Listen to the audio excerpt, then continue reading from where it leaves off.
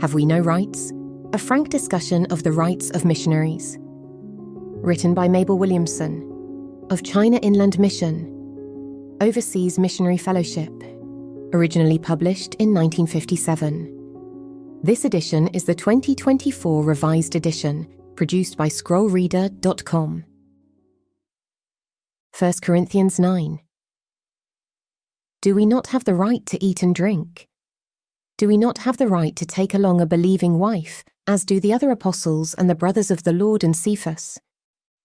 Nevertheless, we have not made use of this right, but we endure anything rather than put an obstacle in the way of the gospel of Christ. Chapter 1. Rights. Well, said Mother, setting down a cup she had just wiped and picking up another. The older I get, and the older my children get, the more I realise how little control a person truly has, even over her own children. By the time they reach, high school, they aren't yours anymore. But Mother, I protested, dropping the wet dishcloth into the dishpan and looking at her in surprise. Of course we are yours. Who else would we belong to? There was a moment of silence, then she quietly said, You belong to yourselves. America, the land of freedom and opportunity, the land where everyone's rights are respected, the land where the son of a poor drunkard can grit his teeth and say, I'm going to be rich and famous one day. Here in America, we take pride in the fact that everyone has the right to live their own life as they choose, so long as they don't infringe upon someone else's rights. Rights? Your rights? My rights? What exactly are rights anyway? A group of 6 missionaries were gathered for prayer in a simply furnished living room of a mission house in China. For a few minutes, one of them spoke from his heart, and I will never forget the essence of what he said.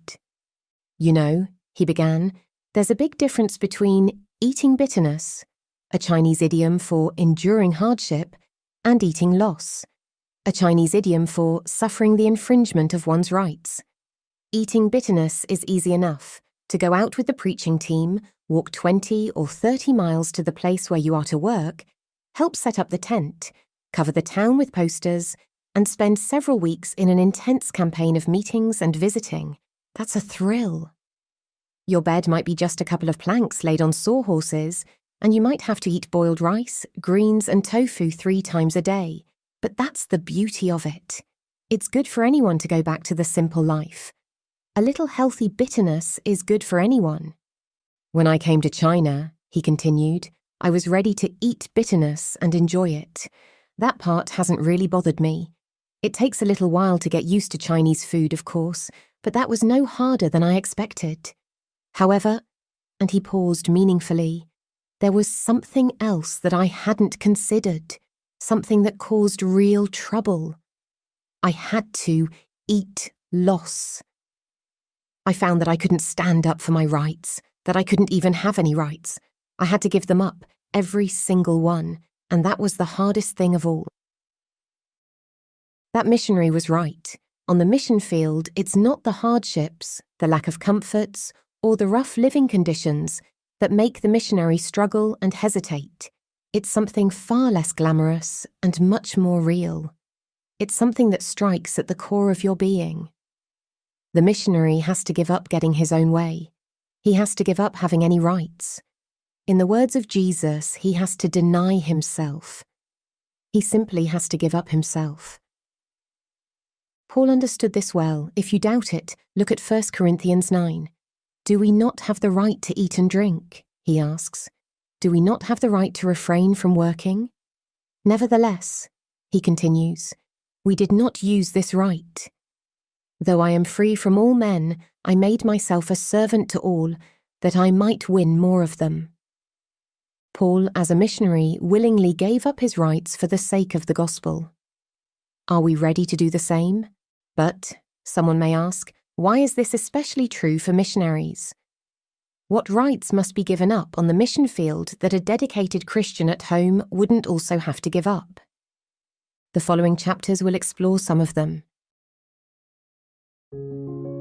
Chapter 2. The right to what I consider a normal standard of living. Don't we have the right to eat and drink? 1 Corinthians 9:4. The white-haired mission secretary looked at me with a slight smile. Well, he said, it all depends on your perspective. Nowadays, some people in the tropics might see an American refrigerator as a normal and necessary item for a missionary, but the simple, inexpensive curtains on his windows might seem like an unjustifiable luxury to them. I remember a simple missionary home in China with a cheap rug covering the painted floorboards of the living room. I can picture the local women carefully avoiding that rug, trying to reach the chairs we indicated without stepping on it. To them, rugs belonged on beds, not on floors, and they wouldn't think of walking on my rug any more than you would on my best blanket. I recall our dining table set for a meal, with visitors marvelling at the silverware instead of bamboo chopsticks, and at the white tablecloth instead of a bare table.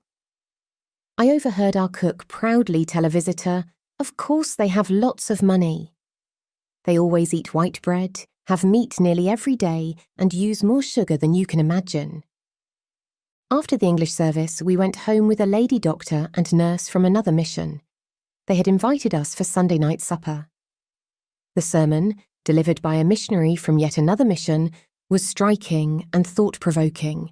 His text was Luke 8:14, "And that which fell among thorns are they, which, when they have heard, go forth, and are choked with cares and riches and pleasures of this life, and bring no fruit to perfection." This verse must refer to missionaries, the speaker began, because it says that when they have heard, they go forth. He then described a picture he wished he could paint. Around the border would be the cares, riches, and pleasures that hinder the missionary's true work. He mentioned things that hit close to home. An account book that ties the missionary down so that he has no time for spiritual ministry. A teacup, symbolizing the social rounds that can develop in a city with a large missionary community. A house and its furnishings, needing constant attention, and so on. The sermon's conclusion was solemn. Because of these cares, pleasures, and distractions from God's best, it is tragically possible that a missionary may bring no fruit to perfection. At supper, we had an interesting discussion about the sermon and its implications. Then the lady doctor made a remark I have never forgotten. "When Francis and I set up this house," she said, "we agreed on one principle. We would have nothing in our house. No furnishings, no arrangements, nothing that would keep the ordinary poor people among whom we work from feeling welcome, or that would make them feel out of place here." A standard of living. What does it mean? How important is it? Does it matter whether we missionaries sleep on spring beds or on boards? I prefer the latter myself. Whether we eat with chopsticks, our fingers, or forks. Whether we wear silk or homespun. Whether we sit on chairs or on the floor. Does it matter if we are rich or poor? Does it matter whether we live as we are accustomed to or adopt the way of living of those to whom we go? It may matter a lot to us personally. Most of us prefer the things we are used to. What should our attitude be on the mission field? Are we free to live as we like, as much as possible like we would at home? Or should we try, as much as we can, to conform to the way of life of the people among whom we live? This brings up other questions. Does it matter to the people whether we conform or not? And more importantly, does it matter for the progress of the gospel? Will our conforming help win souls to Christ? The first thing to say is that the standard of living for missionaries must vary with local conditions. In some places, there is a mixture of races and customs, each generally sticking to its own ways, but mixing freely with others. In such places, there may be many Westerners, and Western ways may not only be familiar, but even somewhat adopted by the locals. In such situations, there may be little need for the missionary to change his ordinary way of life. Most missionaries, however, go to places where the way of life is different from their own, and where their way of life is strange and not understood. We naturally like people who do things the way we do, and we are drawn to those who are similar to us, while we may unconsciously turn away from those who are different. People in other lands are the same. When they see someone whose appearance, clothing, language, manners, and customs differ from theirs, their natural reaction may be to stare or laugh or both. It is not natural to be attracted to those who are different, but the missionary needs to attract people. People must be drawn to him before they can be drawn to his message.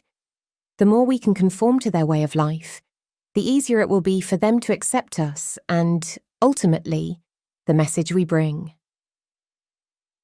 A report from a China Inland Mission Conference held in England years ago mentioned one of the lessons learned from missionary work in China: the will to conform as nearly as possible to the social and living conditions of the people to whom we went. This means that different missionaries will live according to different standards. For example, my sister Frances and I are both members of the China Inland Mission. I have lived in the modern, wealthy city of Singapore, conforming to the ordinary middle-class standard there, with running water, electricity, gas, and modern plumbing. During the same time, my sister lived in the Philippines, in a palm leaf hut in the jungle, carrying her own water and sleeping on the floor. She conformed to the living conditions of the people there. Paul says, "I have become all things to all people, that by all means I might save some." I Corad 9:22. Like Paul, the modern missionary finds that he must adopt, to some extent, the way of life and standard of living of the people he is sent to. Now, to what extent should we adopt the local way of life? What principles should guide us? First, we will want to become familiar enough with it to feel comfortable in their homes. If we find their way of sitting uncomfortable and their food unpleasant, they will not enjoy having us as guests. If I find it distasteful to eat my rice off a banana leaf with my fingers and show my disgust, I probably will not be invited back.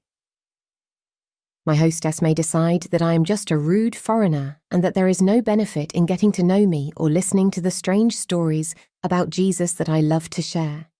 But it is in their homes where we can truly get to know them and understand their needs. When we become familiar with how they eat, sleep, work, and play, what they like and dislike, what they hope for, what they fear, how they think, and how they feel. Only when we truly understand them can we share the gospel with them in a meaningful way. Second, we will want to live in our own homes on the mission field in a way that makes our neighbours feel comfortable when they visit. The main attraction won't be the material things or externals. Even if I live in a little hut identical to theirs, if I do not genuinely like having them around, they will sense it, and they won't be drawn to me. But if I not only welcome them, but also live in a way that matches their own, it will make the approach easier. This does not mean we should unthinkingly accept all local standards. If I go to Central Africa, I probably won't decide that wearing clothes is an unnecessary luxury. There's no need for me to leave my hut's floor unswept just because my neighbours don't sweep theirs. The fact that everyone else chews betel nut or plays mahjong does not mean I will take up these practices. But I will want, as much as possible, to live the sort of life that would be suitable for a local Christian to imitate. Another point we often voice as missionaries is, I would love to live as the local people do if I could, but I just can't handle it.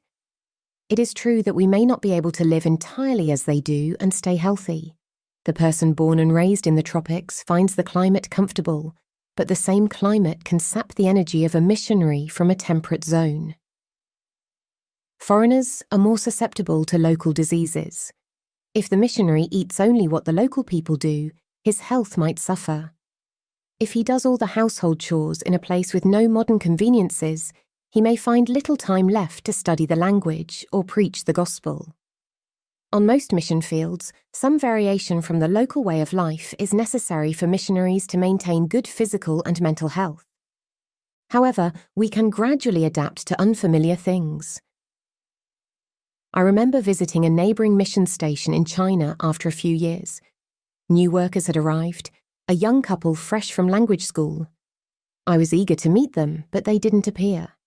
When I asked about them, I was told, oh, they were invited to a feast last night, and it upset both of them. They are both in bed. My heart sank. How will these young workers be useful, I wondered, if they can't eat Chinese food? They won't be able to go to the countryside and minister in the rural churches that need help. They can't get Western food there. They might as well have stayed home. However, after a few years, that young man did start doing country work, and he did it well. He even came to prefer a simple country meal of local food to the best Western dishes his wife could make at home. Seeing that, I realised something that should comfort all new workers who struggle with the food or living conditions. Over time, familiarity not only makes difficult things easier, but it often turns dislike into preference. The young worker goes with an older one to visit some homes. Everything is new and strange, and it wears on his nerves. If a seat is offered, it is uncomfortable. If food or drink is offered, it may be unpleasant. Even if he understands some of the conversation, it is exhausting. By the time he gets home, he is utterly worn out. But the worst part is seeing the older worker who took him out, perhaps a bit stooped and obviously not in the best of health, doing all the same things and more. This older missionary also preached to crowds and carried on endless conversations that just listening to made the young worker tired. Yet somehow, the older man arrives home as fresh as a daisy. The new worker often has to go through a stage where everything feels uncomfortable, unattractive, and difficult, but there's no need to be discouraged. Even that older worker probably went through the same stage, though he may have forgotten it. The change comes slowly, and the young missionary may not notice it for a long time, but if he keeps at it, he will surely find that after a few years, familiarity makes the difficult easy and even the distasteful pleasant. A mother was encouraging her little daughter to eat her vegetables. "But I don't like it," the child objected. "You will," the mother assured her. "Just eat it a few times and you will get used to it. It won't be long before you really like it." The child sat still for a moment, thinking. Then she burst out, "But I don't want to like the horrid stuff." Other people's ways, customs, and standards, do we want to like them? Or do we stubbornly cling to our own, insisting they are the only good and right ones? It is the attitude of mind and heart that matters. If we are willing to give up our own standard of living, willing to live as much as possible according to someone else's standards, then surely it is our Master's job to make that possible to the degree he sees is needed and best. Before we go to the mission field, let us give up all claim to our own standard of living and be ready to contentedly embrace, as far as he enables us, the standard of the people to whom he sends us. Chapter 3. The Right to the Ordinary, Safeguards of Good Health. The Overseas Manual of the China Inland Mission. Overseas Missionary Fellowship says on page 4, they must count the cost and be prepared to live lives of privation, toil, and perhaps loneliness and danger. They will need to trust God to meet their needs in sickness as well as in health, since it may sometimes be impossible to get expert medical help. But if they are faithful servants, they will find in Christ and his word a fullness, a fitness, a preciousness, a joy and strength that will far outweigh any sacrifice they may be called to make for him. I spread a large handkerchief on the desk to keep my arm from sticking, picked up my pen, and began practicing the intricate Chinese characters before me. Every few minutes, I stopped to wipe the perspiration from my face. "How about going out to Uncle Wong's with me?" My sister entered the room. "The pastor's wife was supposed to go with me, but she has company now and can't make it. It would give you a good chance to practice speaking Chinese, so the time won't be wasted, as far as your studies go, I mean." We grabbed our umbrellas, palm leaf fans, and tract bags, and started off. The sun was blazing, and the temperature was certainly higher outside, but the breeze gave a sense of coolness. The pleasant country road we soon entered made up for the extra heat. The 2 miles passed quickly, and Mrs. Wong and her daughter greeted us warmly. "Imagine you 2 teachers coming out here today in such heat. We are entirely unworthy of such consideration. You might make yourselves ill, not being used to such heat in your honourable country. Please, sit down and rest. This bamboo bed here in the shade is the coolest spot. Daughter, bring fans for the teachers. Oh, you've brought your own. Yes, fans are essential in this weather. Quickly, daughter, start the fire and heat water for tea. Oh, a sudden thought struck her. We have no tea leaves in the house. Daughter, run to the neighbours and borrow some. Don't go to the ones nearby. They're all poor and probably wouldn't have any. Go to Fourth Aunt's, over in the other end of the village. At home, we always kept a crock of cooled boiled water on hand, but here there was nothing like that, and drinking unboiled water was as unthinkable to her as it was to us. We protested that we would be just as happy with white tea, boiling water, as tea made with leaves, but Mrs. Wong wouldn't hear of it. Then she had an idea. Oh, she said, I know something much better. Daughter, just run to the garden and pick some cucumbers. They'll be better than hot tea anyway and will quench your thirst just as well. The daughter ran off, and after a few minutes, the eldest son arrived with 2 full buckets of cold well water. He poured the water into the nearly empty stone cistern. Do you prefer to wash your faces in cold water or hot? Mrs. Wong asked. Oh, cold, please, we both replied, already imagining the relief of cold water on our hot faces. But Mrs. Wong, feeling guilty, was already lighting the fire. Oh, I shouldn't have asked such a silly question, she continued. Of course, cold water won't remove perspiration. No, it's no trouble. It will be warm in just a minute. The hot water was ladled into a basin, and Mrs. Wong looked around the room. I nudged my sister. She's looking for a washcloth, I whispered in English. Quick, tell her we have one, or she'll put in their used one. Thankfully, the family washcloth hadn't been found before we produced our own. We proceeded to wash, and as the younger sister, I dutifully let my sister use the water first. Don't wash too close around your eyes, she quietly advised me. Someone in the family might have sore eyes, and there could be germs on the basin. After we finished with the basin of hot water, Mrs. Wong used it herself, having found her own washcloth. Just then, the daughter returned with an apron full of cucumbers and politely offered a large one to my sister. Her mother quickly took it away. As big a girl as that? And you don't know anything about hygiene? She scolded sternly. You haven't even washed them. As the cucumbers were washed with the cold well water, I thought they were probably no more germ-free after the wash than before. Unboiled water from shallow wells isn't necessarily free of germs. I said nothing, though. After the daughter finished scrubbing the cucumbers, the mother got a knife and carefully peeled 2 big ones before handing them to us. Her own she didn't bother to peel. We Chinese are very unhygienic, she apologized. Of course, you wouldn't eat cucumbers without peeling them. What would she have thought if she knew that, to us, neither washing them in cold water nor peeling made them safe to eat?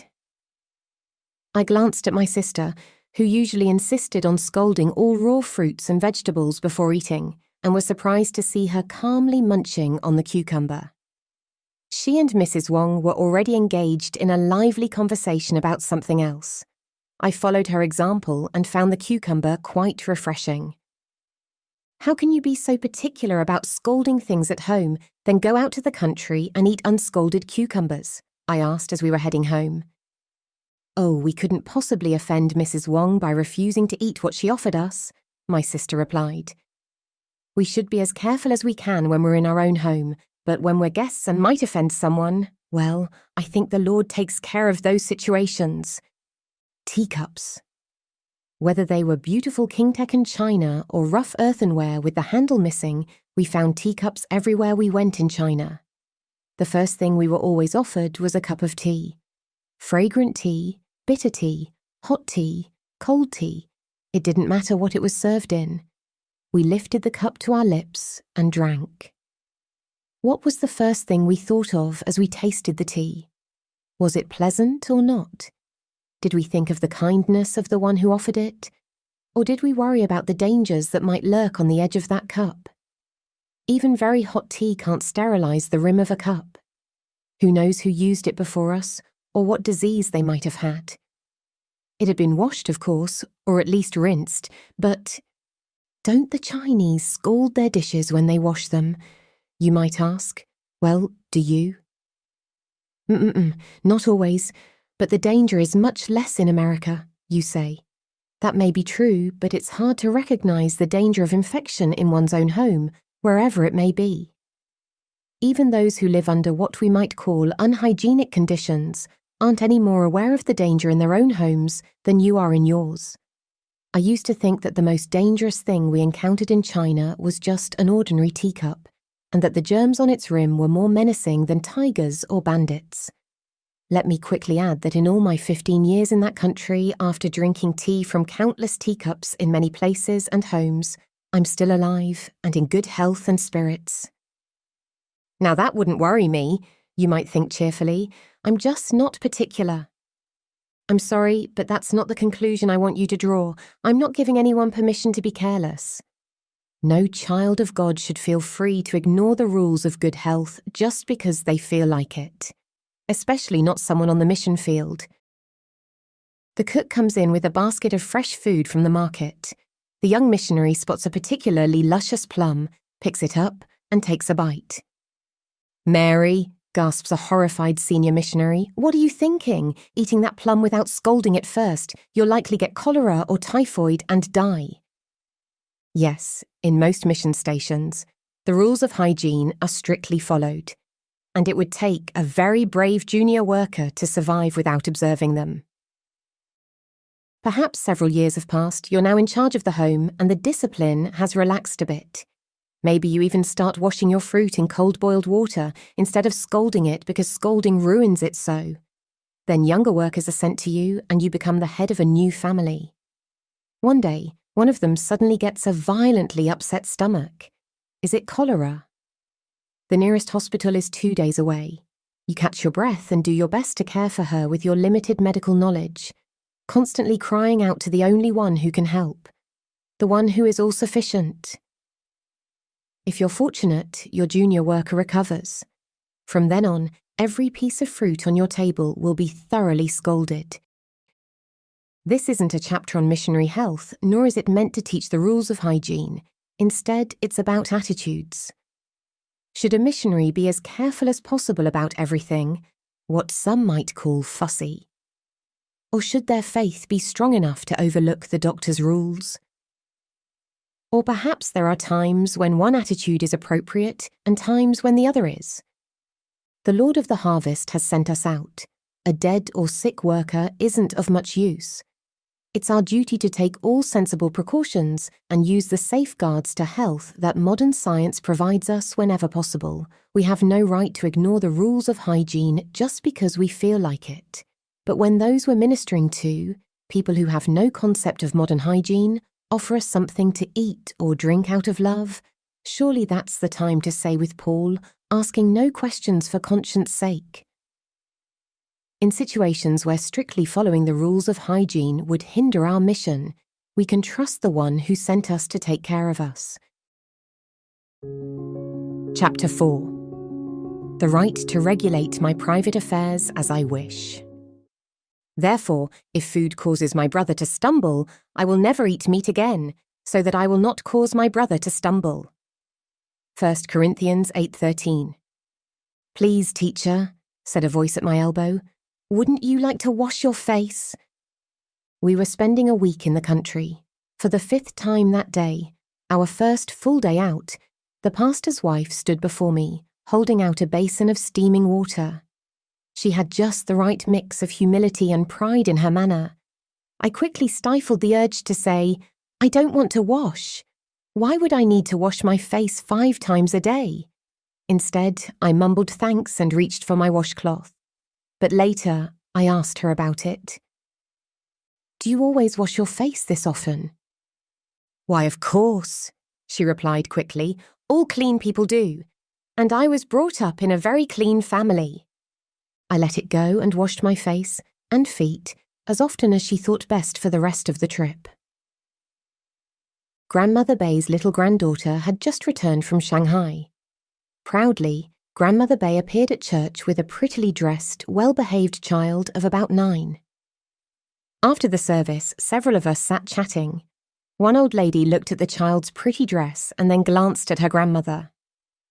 "I suppose that's the Shanghai style," was all she said, but Grandmother Bay understood the implication. "That's exactly what I thought," she quickly responded. "It's nice material and it's well made, cut a bit close. But I suppose Shanghai tailors do it that way. But the sleeves. Practically no sleeves at all. It's almost indecent. But you know, she hardly has any material left, and I haven't been able to match it. Otherwise, I would have lengthened them immediately. It's too good a dress to waste. I don't know what to do about it." I sat there, astonished. The child was young enough that I wouldn't have been surprised to see her running around the yard in just trousers, as many smaller girls did. The boys needed even less. The sleeves in question were just long enough to cover her shoulders. What was wrong with that for a child her age? I looked at the two women, trying to understand their perspective. What I saw made me gasp. The older women in that area all wore thigh-length loose jackets and loose trousers as their usual attire. It was warm, and one of the women had pulled up her trouser legs. Her short stockings reached about 8 inches above her ankles, held in place by tight garters. She vigorously fanned her bare knees as the two, with serious, troubled faces, continued their conversation about the indecent dress. What is decency, anyway?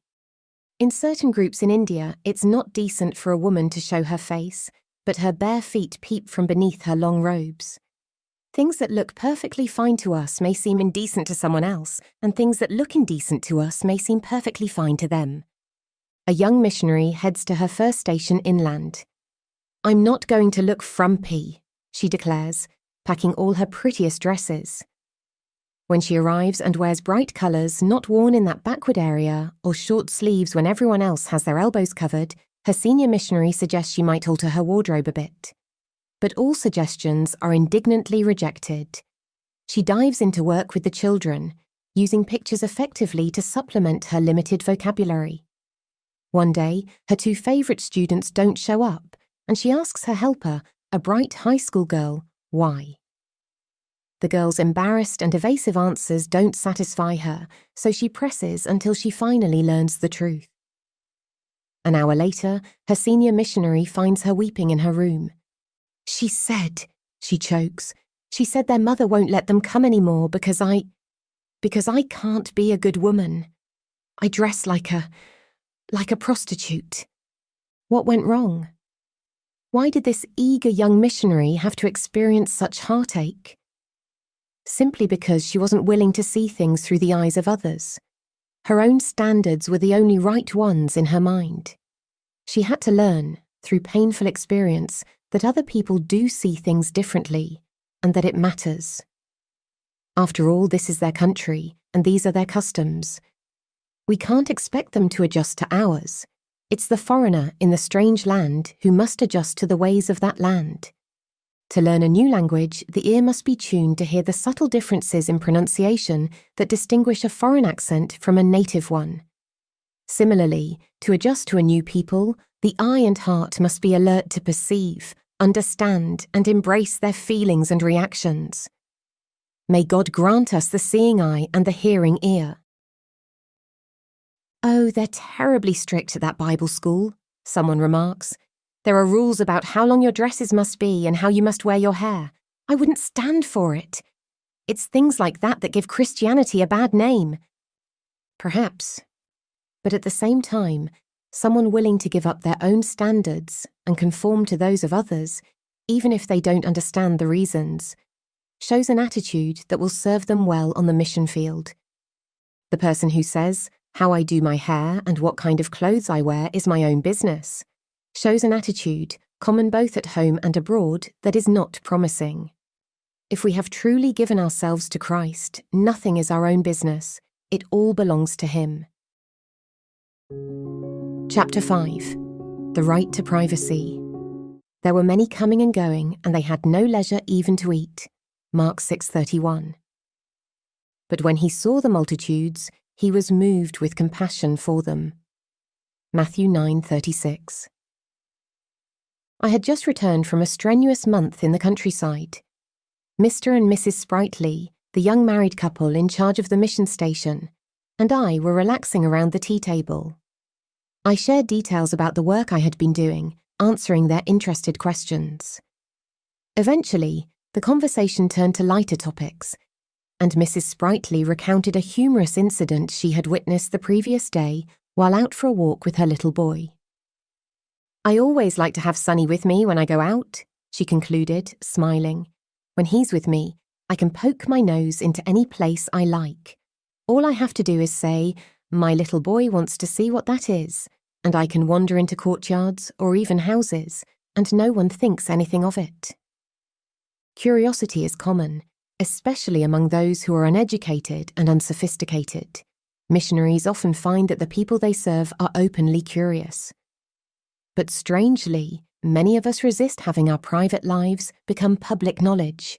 On the other hand, those who have never known the concept of privacy may find it hard to understand why the missionary wants to be alone occasionally. The young missionary hears the sound of Chinese music from somewhere up the street. To her ears, it is strange and unfamiliar, but the children playing nearby instantly recognize the tune and shout excitedly, "The new daughter-in-law is coming! The new daughter-in-law is coming!" A friendly child pokes his head into the missionary's doorway. "Wouldn't you like to come and see the new daughter-in-law?" he asks politely. "The sedan chair is just arriving. Hurry." "But dear me," the missionary protests. "Whose home is this new daughter-in-law going to? Is it a family we know?" "Oh, that doesn't matter," the boy assures her. "Why, everyone goes to see a new daughter-in-law." Reluctantly, the missionary allows herself to be led by the hand. She finds that it is just as the child said. Crowds of children and adults are swarming into the open gateway where the brightly decorated sedan chair has just passed through. Though the courtyard is spacious, it is packed with people, all talking, gesticulating, and pushing to get a better view of the bride. The groom and his parents graciously welcome invited guests, entirely unconcerned about the commotion. The bridal chair is set down with a great popping of firecrackers.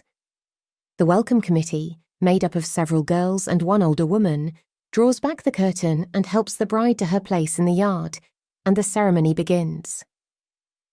Afterward, the bride is escorted with much formality into the house and to the bedroom prepared for her, where she is seated upon a bed resplendent with red satin quilts. Then the guests, both invited and uninvited, pour into the room. They scrutinize the bride and her clothes with great interest, commenting on everything with much joking and laughter. As soon as one group leaves, another is ready to push in and view the new daughter-in-law. "The poor girl," the missionary exclaims.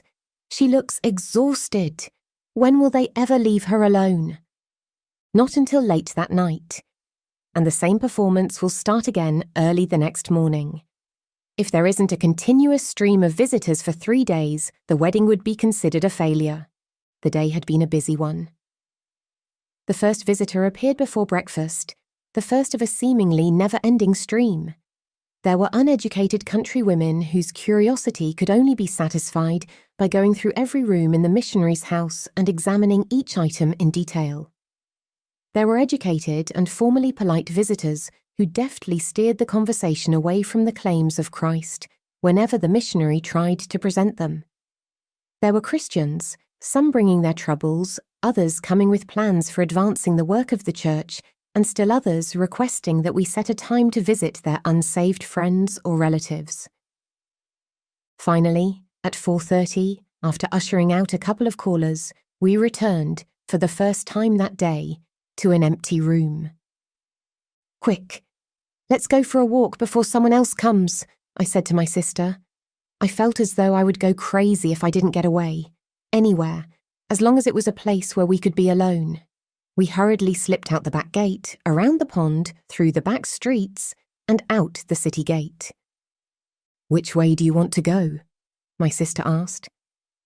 "Oh, just anywhere into the country," I said immediately, "where there aren't any people." My sister stopped in her tracks, looking at me in amazement. "Aren't any people? she repeated. Aren't any people? Where in China do you think you'll find a place where there aren't any people? I stood still and looked around. The flat countryside was dotted with villages and crisscrossed with paths. Farmers were busy ploughing their tiny fields. Coolies in groups of 2 or 3 were returning home from the city, scattering in all directions along the many footpaths. People everywhere, even out in the country. These were the people I had come to China to reach, yet I longed to get away from them for just a few hours. If only there were a wooded gully or mountain thicket where I could be out of sight of everyone. But there were no mountains. The land was as flat as a tabletop. I mentally searched the familiar countryside for a place of refuge.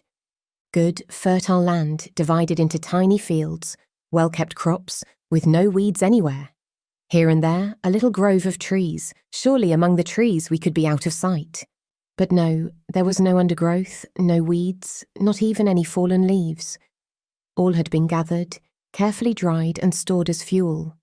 If a strong wind blew during the night, the owner of the trees would get up to sweep up the precious leaves as soon as they fell, just to prevent an unscrupulous neighbour from stealing them before daylight.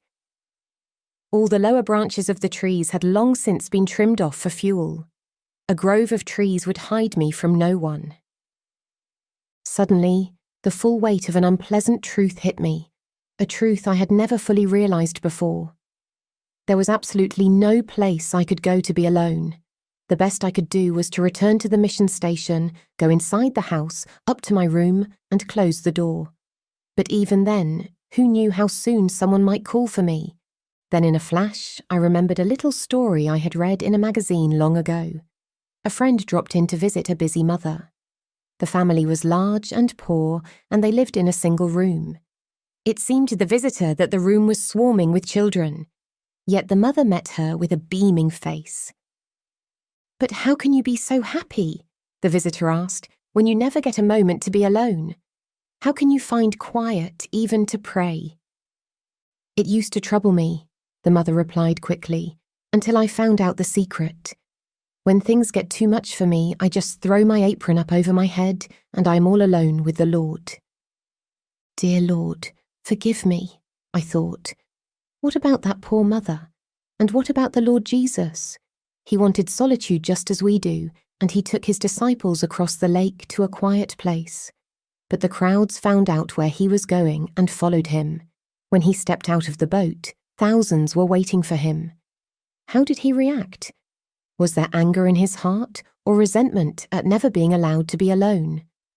No, for it says that when he saw the multitudes, he welcomed them.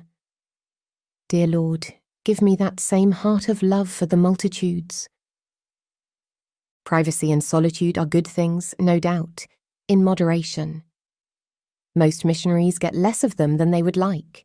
There are probably few missionaries who haven't been irritated at some point when their homes and lives were subjected to curious scrutiny. Can't they have the decency to keep out of what is my own private business, the missionary thinks. Yet if we belong to the day, if we are children of light, why should anything we do or own need to be hidden in the dark? This is not to suggest a needless display of things that normal people prefer to keep private. But let's remember that people must come to know us before they can accept our message or before our testimony has any value to them. Why should I want to keep anything about myself hidden if sharing it might help draw someone to the Saviour? For you were once darkness, but now you are light in the Lord. Walk as children of light. Ephesians 5:8. Chapter 6. The right to my own time. Come now, you who say, today or tomorrow we will go into this city, spend a year there and trade and get gain, whereas you do not know what will happen tomorrow. Instead you ought to say, if the Lord wills, we shall live and do this or that. James 4:13-15. Mrs. Ning and I are going out to see Grandma Wu, who has been sick. Wouldn't you like to come too? I was sitting at my desk, surrounded by all the materials for studying Chinese. I looked at my desk, then at the clock, and finally at my sister. "How soon will you be back?" I asked. "Oh, we shouldn't be too long. Of course, Mrs. Ning walks slowly with her small feet, but it's only a mile, and we don't need to stay very long. You never know, but we ought to be home in plenty of time for dinner." Well, I thought to myself, I suppose I should go, but I really wanted to finish translating this chapter. It'll take me a good 3 hours, and I had hoped to get it done this morning so I could write letters this afternoon. Still, unfortunately for my peace of mind, I knew 2 things. One was that my sister thought I should go, and the other was that she was right. "Well," I finally said, "I'll go, but let's not stay too long." We grabbed our sun hats, joined Mrs. Ning, and started off. Her feet were not more than 6 inches long, and she took such tiny steps. No matter how slowly I tried to walk, I kept finding myself ahead of the other 2.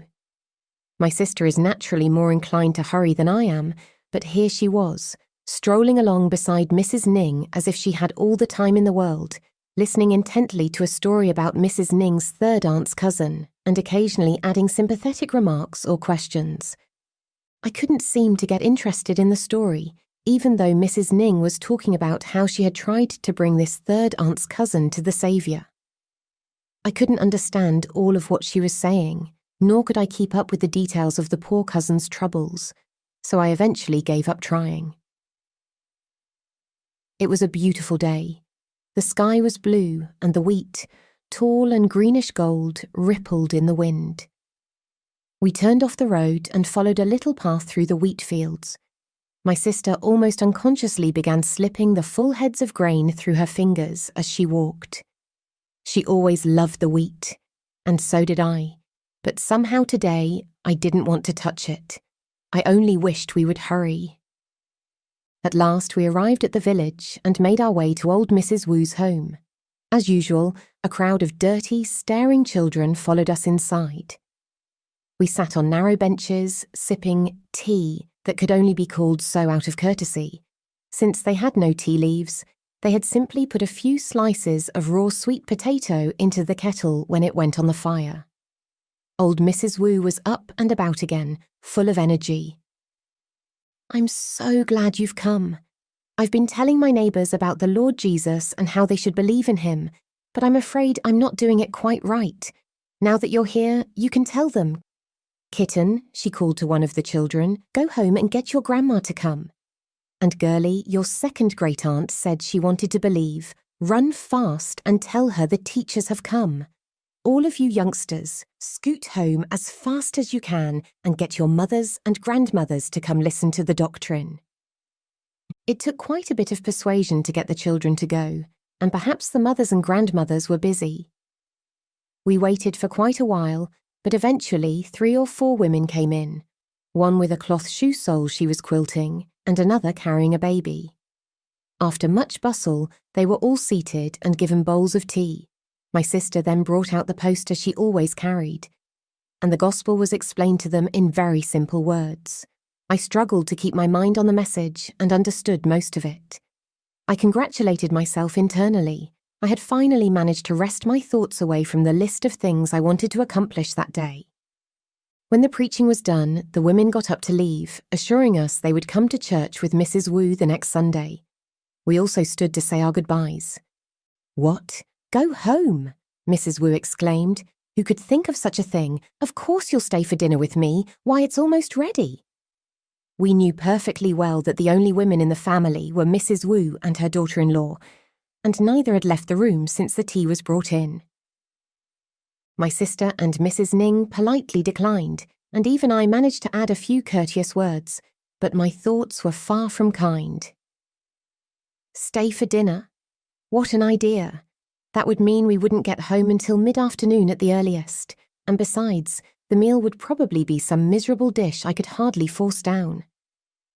Oh well, she was likely only asking to be polite and didn't really mean it.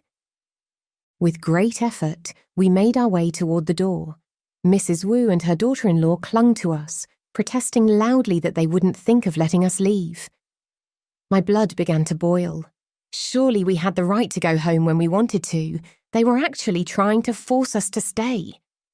Well, now I definitely wouldn't stay. This was just too much.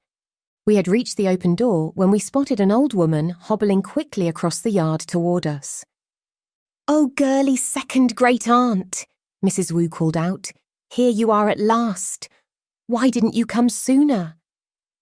Well, I had company and just couldn't get away. But finally, my daughter-in-law came back, so I left them with her and hurried over. I was so afraid the teachers would be gone. But oh, you're not leaving, are you? Oh no, of course they're not leaving. You don't think I'd let them come to my house and not keep them for a meal? It won't be anything like they're used to, of course, but still, a meal is a meal. Now, teachers, please sit down, and Mrs. Ning too. Girly's second great aunt has wanted to believe for some time, but her son is very mean to her and won't let her go to church. Do you think she could believe at home? I couldn't believe my eyes. My sister and Mrs. Ning sat down obediently and began to talk sympathetically with the old woman who had just arrived. What? Were they actually going to stay for dinner? And not a word to me, as if what I wanted didn't matter at all. They could talk to this old lady and tell her about the Lord, but all I could do was just sit there. Of course, I was supposed to listen, but who could focus on listening to this strange Chinese all day long? And what about all the things I had wanted to get done? The dinner was no better than I expected. In fact, it was worse. Girly's second great aunt stayed too, at our urging, and they all talked on and on.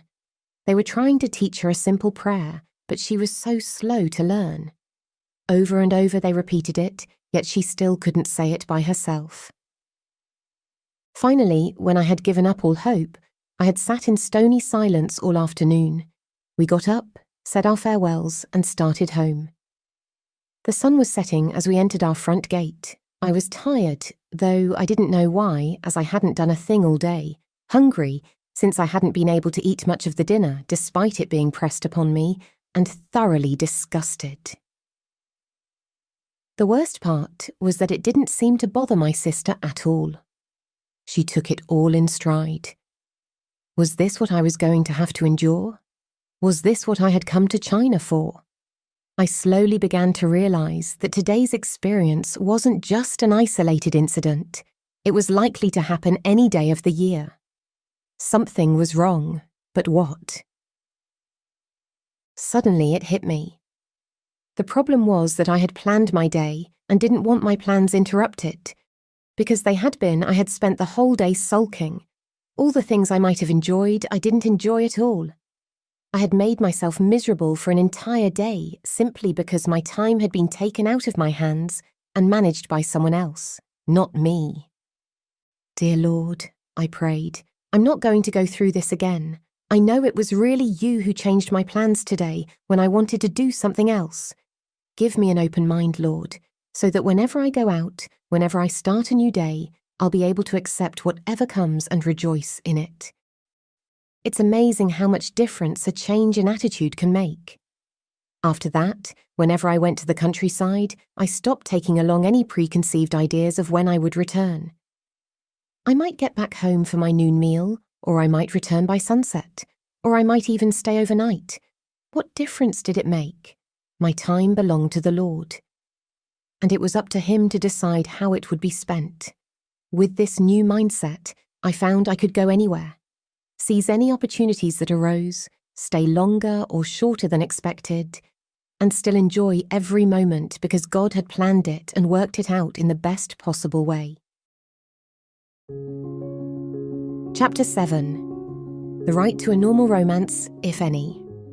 I was at the China Inland Mission Home in Vancouver, British Columbia, having been accepted as a candidate. In 2 weeks, I was set to sail for China, where 3 of my sisters were already serving as missionaries. One had been there for 6 years, had married on the field, and was nearly ready for furlough. The other 2 had been there for a shorter time and were stationed together. That day, I received a letter from them, written from a small hill resort operated by our mission, where they had gone to escape the worst of the summer heat. For missionaries, a summer resort is often the place where romances begin.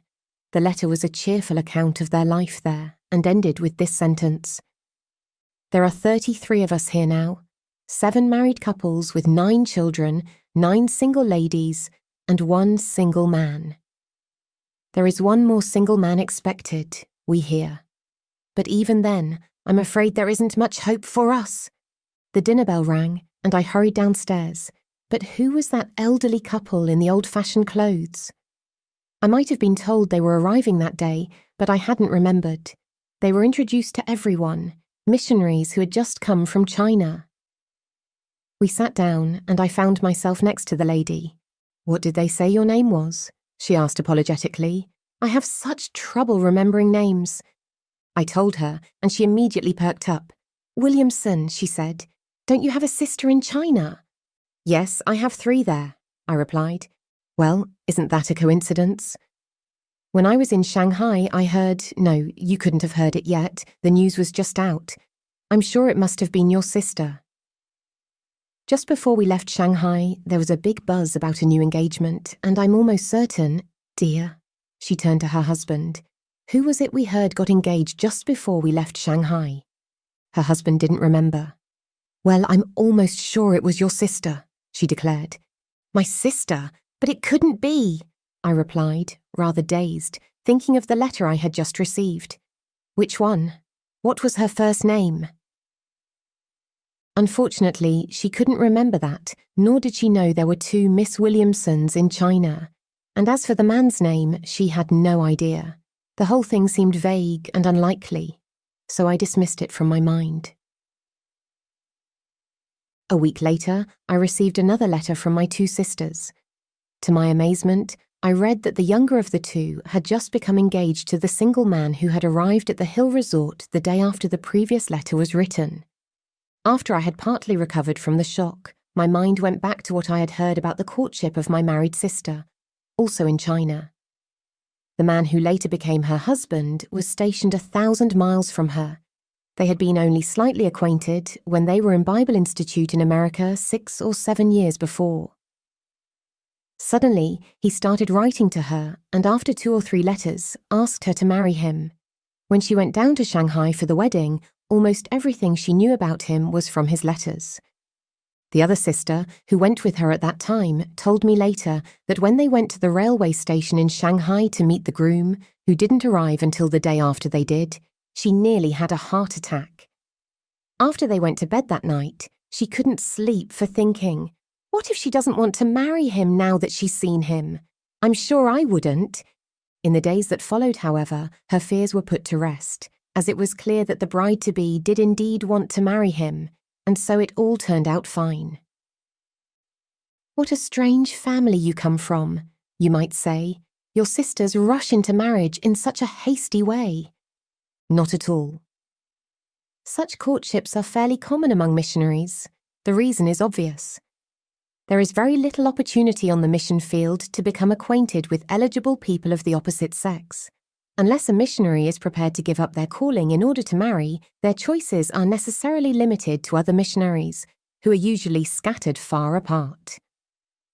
Most mission stations had only one household with 2, 3, or 4 missionaries. It was unlikely that 2 single workers of the opposite sex would be stationed together, and even less likely that such an arrangement would be considered appropriate. Single women were usually sent to one station and men to another. Missionary travel, except for summer resorts, was usually confined to one's own district, and missionaries from different districts met very infrequently. Another factor is the local customs regarding social interactions between the sexes in non-Christian lands. Most missionaries live in close contact with the people, and it is right that they should. A missionary who withdraws from the people is not likely to make many converts. Local people, both Christian and non-Christian, are encouraged to come freely into the missionary's home, and much of the work may be done through such quiet interactions. The missionaries come as strangers, presenting a new way of life. It is no wonder that they are constantly watched, whether to criticize or to imitate. If what the people see pleases them, they may be drawn to the one about whom the missionaries preach. If they see something that offends them, they may stumble and turn away. Because of this, local conventions must be respected. In many non-Christian lands, what we might consider ordinary friendliness between two people of the opposite sex would be seen not only as inappropriate, but also suspicious. Mission rules regarding such matters are usually very strict, as shown in this excerpt from the Overseas Manual of the China Inland Mission Overseas Missionary Fellowship, 1955. It is important that the missionary in his daily life among Eastern peoples should maintain a standard of dignity and courtesy which is essentially Christian and not merely Western. It must be remembered that a careless disregard of local conventions will give offence to nationals whose good opinion is of value, and may prove a serious hindrance to the progress of the gospel. Great care should be taken particularly by lady workers when extending hospitality to missionary brethren or vice versa, lest any action lead to misunderstanding and injury to the work. Engaged couples should also be especially careful of their deportment, remembering that they will be setting a standard of behaviour for young Christians no longer bound by old conventions and looking, perhaps, for guidance to their missionary friends. Engaged couples will not be designated to work in the same centre. Given the limitations of a narrow circle of eligible acquaintances and the need to conform to local customs, young missionaries may often feel that the chance for any normal kind of romance is out of reach. Small wonder that the summer resort and the post office, the two avenues of courtship left open to them, are quickly utilised, and that engagements are often made after what would seem, at home, to be too short an acquaintance. If you knew you had only a few weeks to become better acquainted and do your courting, and that when those few weeks were over, each would return to their own station with no opportunity to meet again for at least a year, perhaps you would speed things up too. If the choice of a life partner were left entirely up to us, this situation might lead to many tragedies on the mission field. Thank God, that's not the case. He is the one we want to make the choice for us, and he can be trusted. Certainly, any young missionary should make this a matter of definite prayer. If God has chosen two people for each other, he will ensure that they meet, and he will confirm his leading in their hearts so that they need not hesitate or fear. If we set our hearts on something regardless of whether it is his will, disaster will follow. But if we commit the matter entirely to him and trust him to work out his perfect will, we can move forward with confidence, knowing that the union, if he indicates it, will be like the path of the righteous, which shines brighter and brighter until the full day. Proverbs 4:18. If anyone doubts this, let them look at any missionary couple. Despite all the challenges and dangers, the percentage of happily married couples among missionaries must be higher than anywhere else. To any thoughtful young person, another issue must be apparent. If there are twice as many single women as single men on the mission field, and there are, some of the women must either marry non-missionaries and leave the field or remain single. The shortage of men on the mission field is often lamented, and it's true that in many cases the work would benefit from a larger proportion of men. I'll always remember hearing one of my sisters say, "Before I came to the mission field, I thought the reason there were more women than men on the field was that more women were wholly consecrated to Christ. But after I had been out for a while, I changed my mind. Now I believe that God calls more women than men because more women are needed." The substantial presence of single women missionaries isn't a random occurrence or a result of having more women than men available, leading to some being left over since we don't practice polygamy. It's intentional. These women are fulfilling crucial roles that no one else can, and their singleness is often an asset in these roles. Most men need wives, and having a wife and family often enhances a man's missionary work. However, there are specific ministries and cultural contexts where a single woman's unique position and influence are indispensable. While a male missionary, even if married, can leave his family for extended periods and engage in demanding itinerant ministry, a married woman's situation changes notably when she becomes a mother. Her connection to her children often ties her to her home, limiting her ability to travel extensively. While she can certainly contribute to missionary work in her local community, she may not be able to participate in initiatives that require prolonged absences, such as joining evangelistic teams or conducting Bible classes in various locations. Furthermore, in many places, missionary efforts led by men often leave women largely unreached. This highlights the need for women missionaries who can connect with and minister to these women directly. Although a married woman missionary has numerous opportunities for service, the demands of motherhood can preclude her involvement in specific types of work. "That's the type of work I want to do," declares one young woman. "To spend weeks and months in country villages, living in the people's homes and really becoming one with them. That's the only work that counts. I shall never be married." "Oh," says another, "I'm sure there's much work a married woman can do that would be impossible for a single woman. Anyway, I wasn't cut out to be a spinster. It doesn't matter if there are only half as many men as women. Some of the women get married, and I'll be one of the some." Well, friends, both of you are wrong. It's not up to you to decide what sort of work you will do, and it's not up to you to decide whether you will marry or remain single. Since most girls want to be married, it's good for each to face the possibility that God might, for a reason, want her to remain single. But that doesn't mean I'm encouraging anyone to take a vow of celibacy. I know of one young woman missionary who told various fellow workers, and even some of the local Christians, that she was never going to get married. The Lord began to deal with her at the same time that a young man was pursuing her heart. She finally surrendered to the Lord and gave up her cherished dreams of the kind of missionary career she had planned for herself. A few years later, she was a happy missionary wife and mother. Most of what I've said here is directed at young women, but it may apply to young men as well. In some cases, it may be necessary for men to remain single, particularly those engaged in pioneer work that would be impossible for women. This likely means giving up anything that could be called a home. Even where two single men live together, batching it is usually a sorry business. But when the Lord calls, He gives grace. In that respect, it is much easier for women. Two unmarried women can live together and create a home that feels like a home.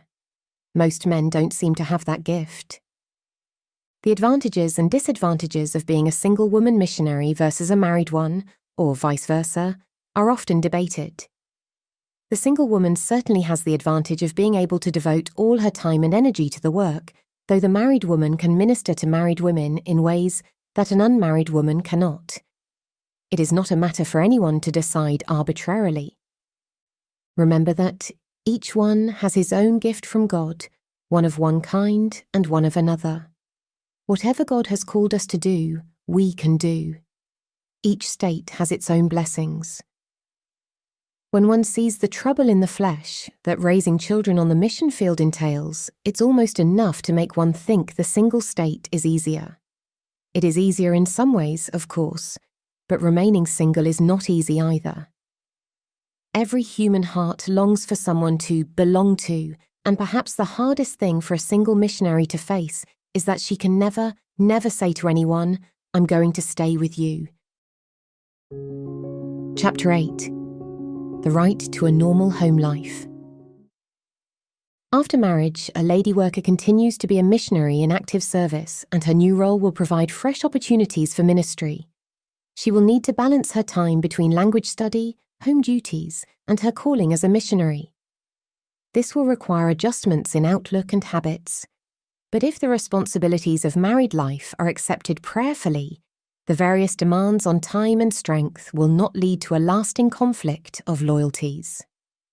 The Overseas Manual of the China Inland Mission, page 22, states, "Establishing a Christian home should glorify God and further the spread of the gospel.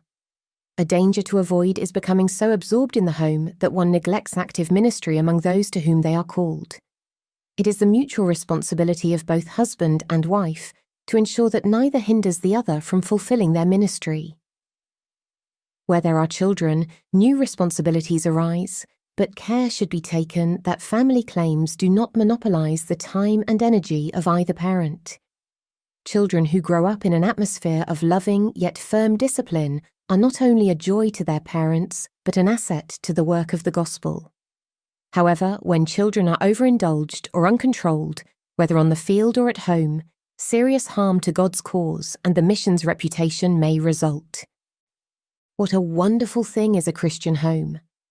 What a privilege it is to establish, among thousands of darkened, pagan homes, one that is truly Christian, and to live out the love of Christ in family relationships before people who know nothing of it.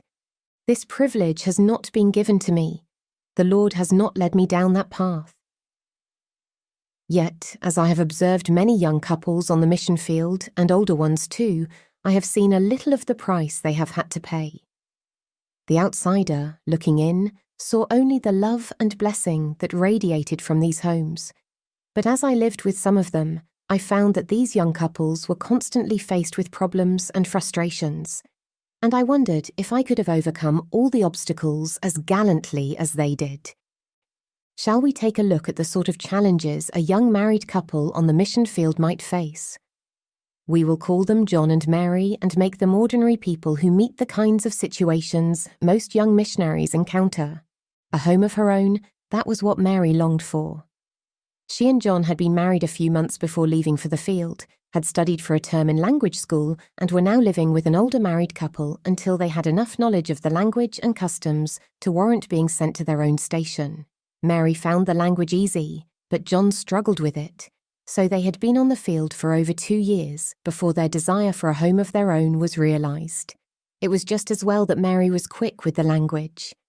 Little David was born when they had been out only a year, and caring for him meant that she had several hours less each day for study than John had. When they finally reached their new station, they were surprised to find that long, uninterrupted hours for language study, which they still needed, were almost impossible. There was a small church in the place they had been sent to, and of course, they wanted to do what they could with their limited language skills to help. They found a language teacher, but he wasn't as good as their previous one. Mary had a girl to help her in the house, but she was untrained, and for the first few months, Mary felt it was more work to train her than to do the work herself. They had many visitors, both Christians and others. John loved to sit and talk with the men who came, and although his spoken language skills improved, his progress in the bookwork required by the course of study was extremely slow. Mary often longed to shoo the men visitors out the door, lead John into his study, sit him down at his desk, and shut him in with his books. With the care of the baby and the responsibility for the home falling on her, it was a good thing that Mary enjoyed studying. She often said she thought the Lord gave her, as a young mother, special help with the language because he knew how much she had to do. But because she was so busy, she often stayed up later at night with her books than was good for her health, and she became tired and worn out. When the flu came along, she was an easy victim. Poor John, he had to be nurse, housekeeper and baby tender all at the same time. What worried Mary the most about being ill was that she was keeping John from his studies. Mary was not entirely back to normal health when David's little sister was born. What a darling she was. Before her illness, Mary had been giving a short Bible talk at the women's meeting every other week, but now it seemed impossible to find time for the hours of preparation such a talk required. Due to her slow recovery, it was finally decided that she and the children must go to a hill resort earlier than usual that summer. When she returned, she was horrified to realize that it had been 6 months since she had given a message in the local language. However, she was feeling much better in every way and settled down to get back into the work. The girl who helped her had developed nicely, and now the 2 children could be entrusted to her care. Despite John's slowness with the language, he had always been able to make himself understood, and the little church was growing. With his encouragement, they started a preaching band and went to nearby towns and villages with the gospel. Sometimes they stayed away for several weeks at a time. The people insisted that John accompany them, and indeed, he wouldn't have been happy anywhere else. But more and more, Mary found herself left alone at home with the children. Where was the happy home she had wanted to establish for John? He was as dear and kind as ever when she saw him, but he was away so much. And when he was home, there were often visitors to see him. On evenings when there were no visitors, she always longed to say, "Come and sit in the easy chair, John, and we'll have a cozy time together." But her Puritan conscience usually overcame the promptings of her heart, and instead she would look at the clock and say brightly, "Oh, there's still time for you to get in an hour or two of study. Isn't that nice?" Time passed rapidly. John persevered with his language study and slowly completed the required exams. Mary never had as much time as he did for study, but she usually stayed ahead of him in the bookwork. She never dreamed of trying to rival him in his knowledge of the spoken language. At first, she saved her problems for him to handle, but she found that when he returned from a country trip, he was always so tired that she didn't want to burden him, and soon she was struggling alone with most of them. The children grew rapidly and usually stayed healthy, although there were several occasions when they had serious illnesses. At such times, she would remember afresh that, although the nearest fully qualified doctor was several days' journey away, the great physician was always near. When David was 4, 2 new missionaries, fresh from their term at language school, were sent to be with them. 2 bright, happy girls, whom Mary welcomed with all her heart. The care of a larger household took more time, but she didn't mind. One of the girls was quick at the language, and the other was slow. When the discouraged one came with her troubles, Mary would comfort her by telling her that John had been slow too. The 2 girls became very fond of the children. Mary was almost overly cautious about not letting them disturb the 2, who were supposed to be giving all their time and effort to language study. The quick one, Alice, raced through 2 language exams and then spent a week in the country with the Women's Evangelistic Team, organised a year earlier with Mary as one of the chief promoters. It was something Mary had yearned to do since the group began, but, well, she had her babies. After all, they were the most precious children in the world. But when Alice came back, overflowing with excitement from her week in the country, thankfully she had a strong stomach and could eat anything without getting sick, Mary struggled to be happy for her. Later, alone in her room, John was out, and the kids were asleep. She finally let herself cry, muffling her sobs in the blankets so as not to wake the children. And then it was time for furlough. The homeland seemed strange at first, but they soon adjusted. Everyone was extremely kind and showered them with gifts. The reunion with loved ones and friends was everything they had hoped for, but the strain of living with their children in other people's homes, even though they were the homes of their own dear ones, made things difficult. The relatives constantly spoiled the children, and discipline became a problem. Finally, they were able to get an apartment of their own for a few months, and David started kindergarten. John was constantly in demand as a speaker for deputation work and travelled back and forth, speaking in many places. Sometimes Mary thought, with a sigh, that she saw less of him on furlough than she had on the field. Certainly, they were having a wonderful time at home, but still, it would be nice to get back to the field again. Then, with that thought, came a stab of pain, for she knew that when the time came, it would mean sending little David off to school. The school for Missionaries' children was a long way from their part of the field, and the most they could hope for was to have David during the summers and on their furloughs. Her little David, going so far from home among strangers. Perhaps she could keep him for a while and teach him at home. If only the mission leaders weren't so strict about insisting that all children of school age be sent to the school for Missionaries' children. What did they know of a mother's love for her little boy? But before this thought was fully formed, her heart rebuked her. Of course they knew. Most of them had children of their own. It was all for the children's good. She had no training for teaching, and look how busy she had always been. How did she think she would find the time to teach David? Besides, she thought, David needed to be with other children of his own age and race, and to experience the give and take of school life. Kindergarten had already been a help, and on the field there had been so many other difficulties.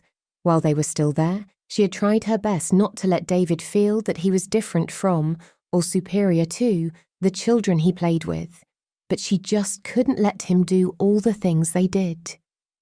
And he always wanted to know why. Why couldn't he wipe his nose on the back of his hand, as all the other children did? Why did he have to go to bed at a certain hour when all the other children stayed up as long as they wished? She had never said, "It's because you are an American, and we are different." But somehow David had seemed to acquire that attitude and felt he was superior to the local children.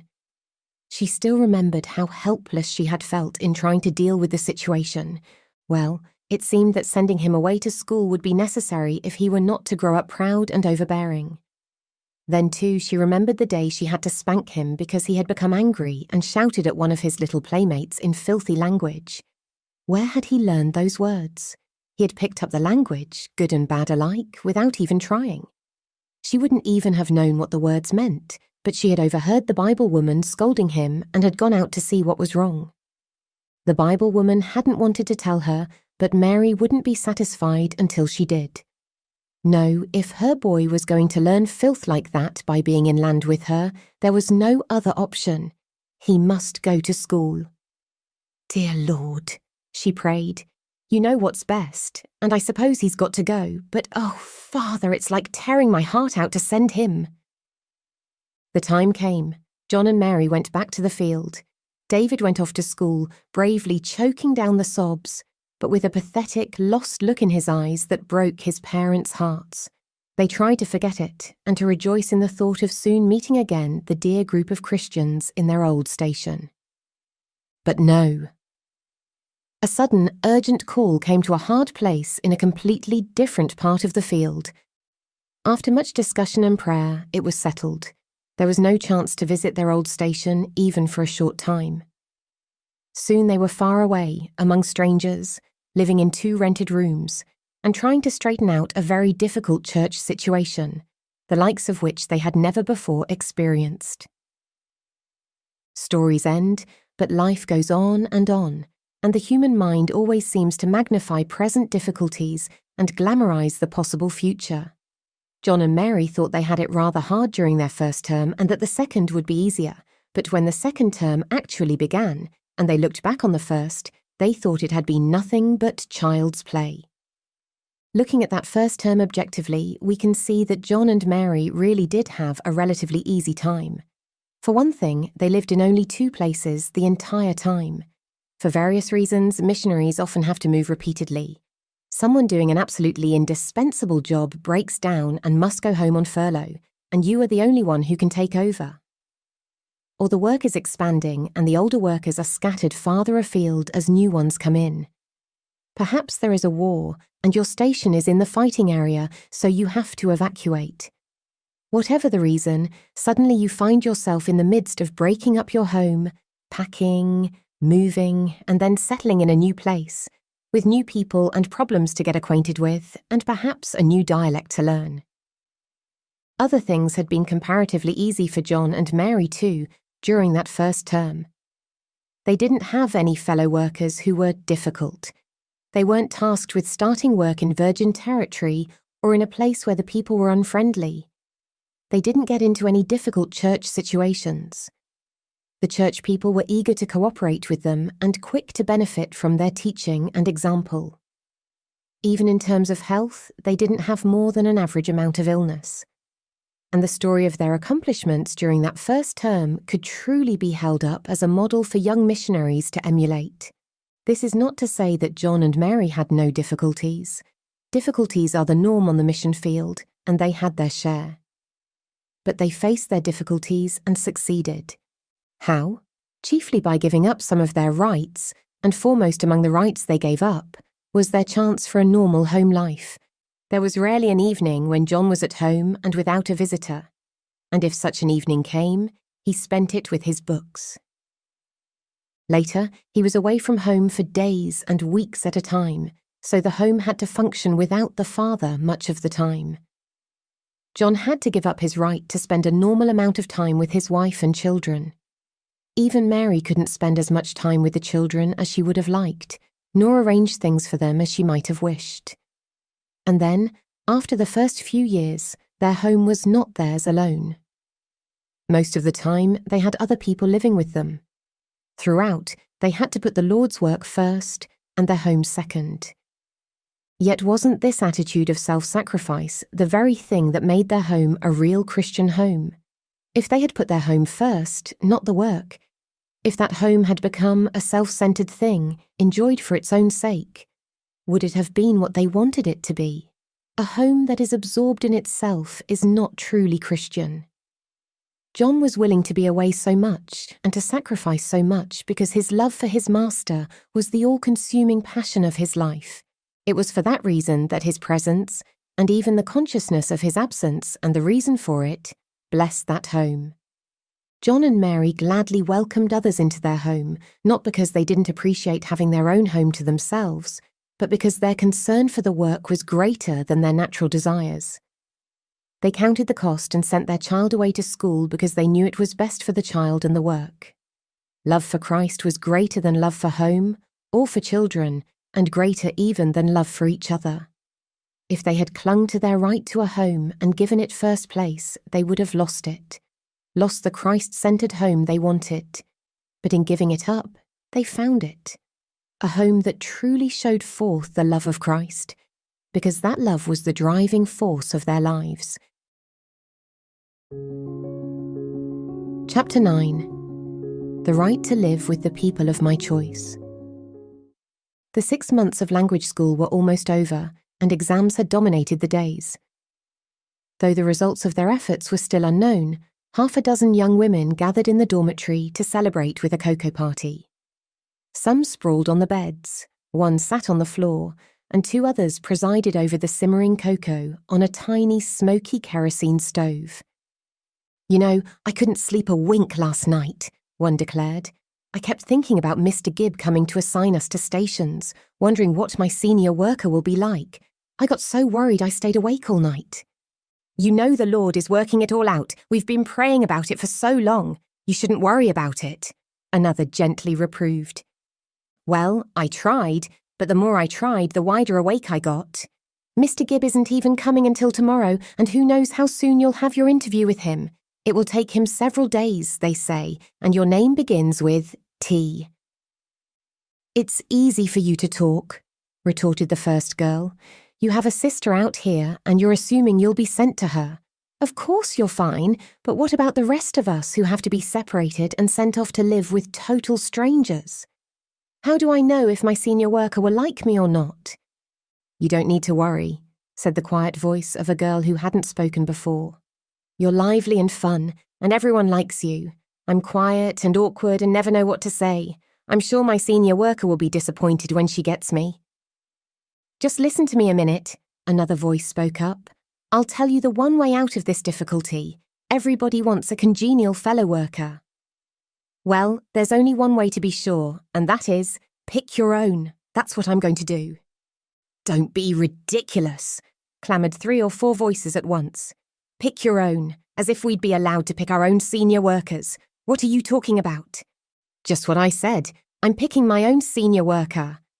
Of course, I may not be able to do it right away. I may have to live with one that Mr. Gibb picks for me for a year or 2, but I'm getting the one I've picked for myself in the end." At that, 2 girls jumped on the speaker and rolled her from the bed to the floor. "Just because you're engaged, you don't need to think you're better than we are." The serious discussion broke up with a laugh. "With whom will I live and work for the next 6 months, the next 6 years, the rest of my life?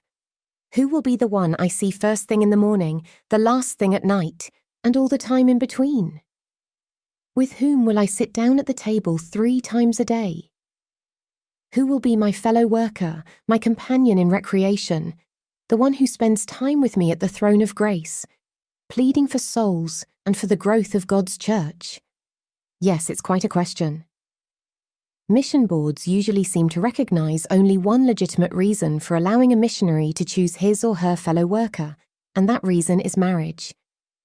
Even married couples will probably be asked to take 1 or more younger workers into their homes, and if you remain single, well, you'll just have to let the superintendent or committee pick your companion and fellow worker for you. When I was in high school, one of my ambitions was to learn to feel at home in any environment.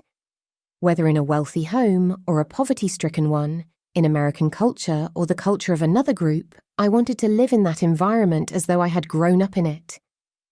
This ambition was certainly laudable, and its attainment is very useful to a missionary. But later, I found that it doesn't quite go to the heart of the problem. My ambition now is not so much to live happily in any environment as to live happily with any other missionary.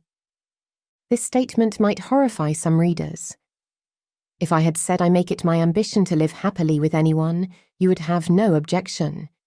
But I say with any other missionary, am I implying that some missionaries are hard to live with? This class of God's devoted servants who have given up all to go for him to the far corners of the earth. Let anyone else be hard to get along with, but surely not missionaries. Well, missionaries, excepting some feeble folk like me, are the salt of the earth. But my experience on the foreign field leads me to conclude that it takes much more grace to live happily with fellow workers on the foreign field than it does at home. Why? The reasons vary. Most missionaries, I believe, are strong-minded. If they weren't, perhaps they would never have made it to the foreign field. They know what they want to do, and they know how they want to do it. Most missionaries agree on the task to be accomplished, but what are the best means to accomplish it? That's not always easy to agree upon. The older worker may think the younger worker's plans are wild and impractical. The younger worker may think the older worker is stodgy and stuck in a rut. Perhaps both are right. Happy are the fellow workers who can discuss their pet ideas without getting heated. Happy are the fellow workers who can develop just the right combination of initiative and cooperation. It's hard to realize how closely one is shut up with a fellow worker on the mission field. Probably there are no others of your own race in the place where you live. At home, one can live with one group, work with another, and have special friends who are entirely apart from either group. On the field, there is no one else. No one who speaks your native tongue, understands your background, or has the same thought patterns as you. Perhaps you are stationed with one other worker. Every human heart longs for a special friend, but this fellow worker may not be someone you would have chosen as a special friend. Maybe she has some mannerisms that irritate you. Maybe you like dogs, and she hates them. Maybe she believes in being extremely frugal, and you prefer to spend more freely. In some ways, as two single missionaries live and work together, the relationship is as close as that between husband and wife. But in this case, the two haven't chosen each other. Of course, the relationship isn't established for life, and the missionary who finds herself paired with an uncongenial fellow worker may console herself by hoping that a change will come soon. However, that mindset isn't exactly conducive to the sort of adjustment that would make for the most effective work. Even married couples will feel this to some extent. A young married couple will probably have to live with an older couple for the first 2 or 3 years on the field, perhaps due to the shortage of men, and perhaps for other reasons. Sometimes a young married couple is even sent to live with 1 or 2 older single lady missionaries during their breaking-in period. That initial period passes, and they are given a home and work of their own, but they are not likely to be left alone for long. Younger workers will come along, and most married couples are rarely without other workers living in their homes. Besides this, the husband will likely need to be away from home for weeks and even months at a time, leaving the wife at home with the little ones and the junior workers. The single worker feels the force of this even more strongly. 2 good friends may be placed in a station together, or more likely, 2 who have been placed together may become especially good friends. But the fact that they are good friends cannot be a reason for placing them together, nor for leaving them together. Any of us would realize that. The placement of workers is determined by the best interests of the work. If, when the best interests of the work are considered, it seems right to place 2 special friends together, or to leave them together, well and good. If not, well, that's the end of it. Not being able to choose my own fellow worker presents 2 possible difficulties. One is that I may be placed with someone who doesn't appeal to me. The other is that I may be separated from someone with whom I strongly desire to remain. The first difficulty arises occasionally. Probably most missionaries at one time or another have had a period of living with someone with whom they didn't seem to click. The second difficulty is, for the unmarried worker at least, much more common. It happens over and over. Just when you and someone else have lived together long enough to rub off the rough edges and come to a place where you really fit, along comes an upheaval and you are separated. We like to put down roots. We like to make friends and stay with them, but on the mission field, frequent changes in location and fellow workers are the norm. New personnel are constantly being added, and older workers are constantly retiring.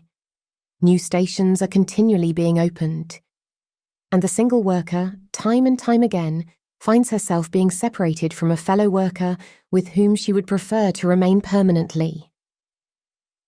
You may have noticed that I've been using feminine pronouns. This is not without reason, as by far the majority of single workers on the field are women.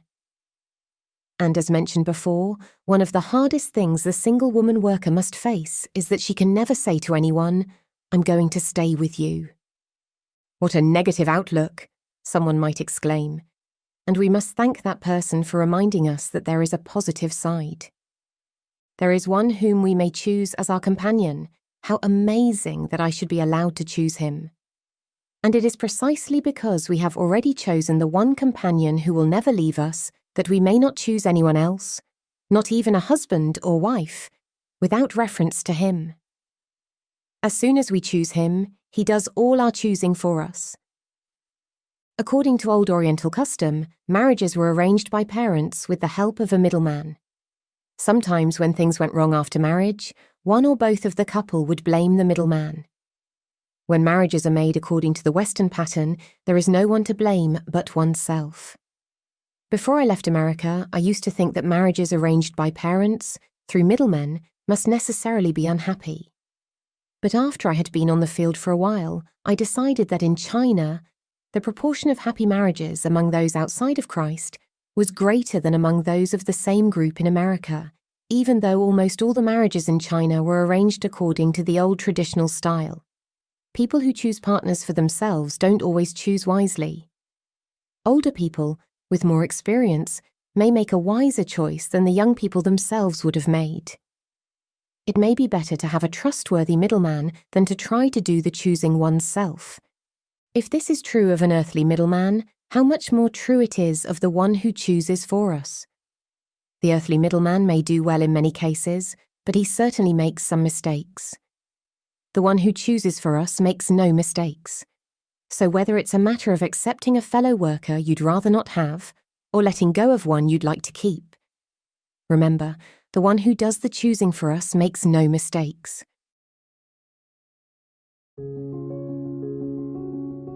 Chapter 10. The Right to Feel Superior. The meeting of the Missionary Union had ended. As Bible Institute students left the room in groups, many were discussing the message they had just heard. "What did you think of his last point?" one student asked. "You mean the part about race prejudice?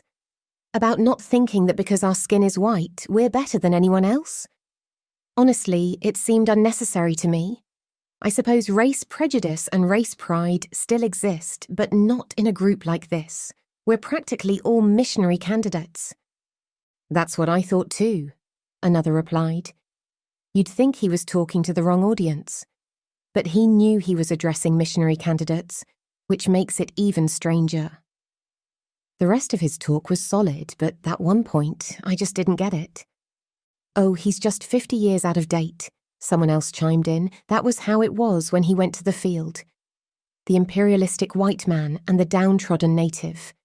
But times have changed. People wouldn't act like that now. Each race has its own culture and contribution to make to the world. We understand that now. The Christian world has come a long way since he was in training. Pride of race. We're more likely to be ashamed of our race if he only knew. Look at the mess the world's in, all stirred up by the white race.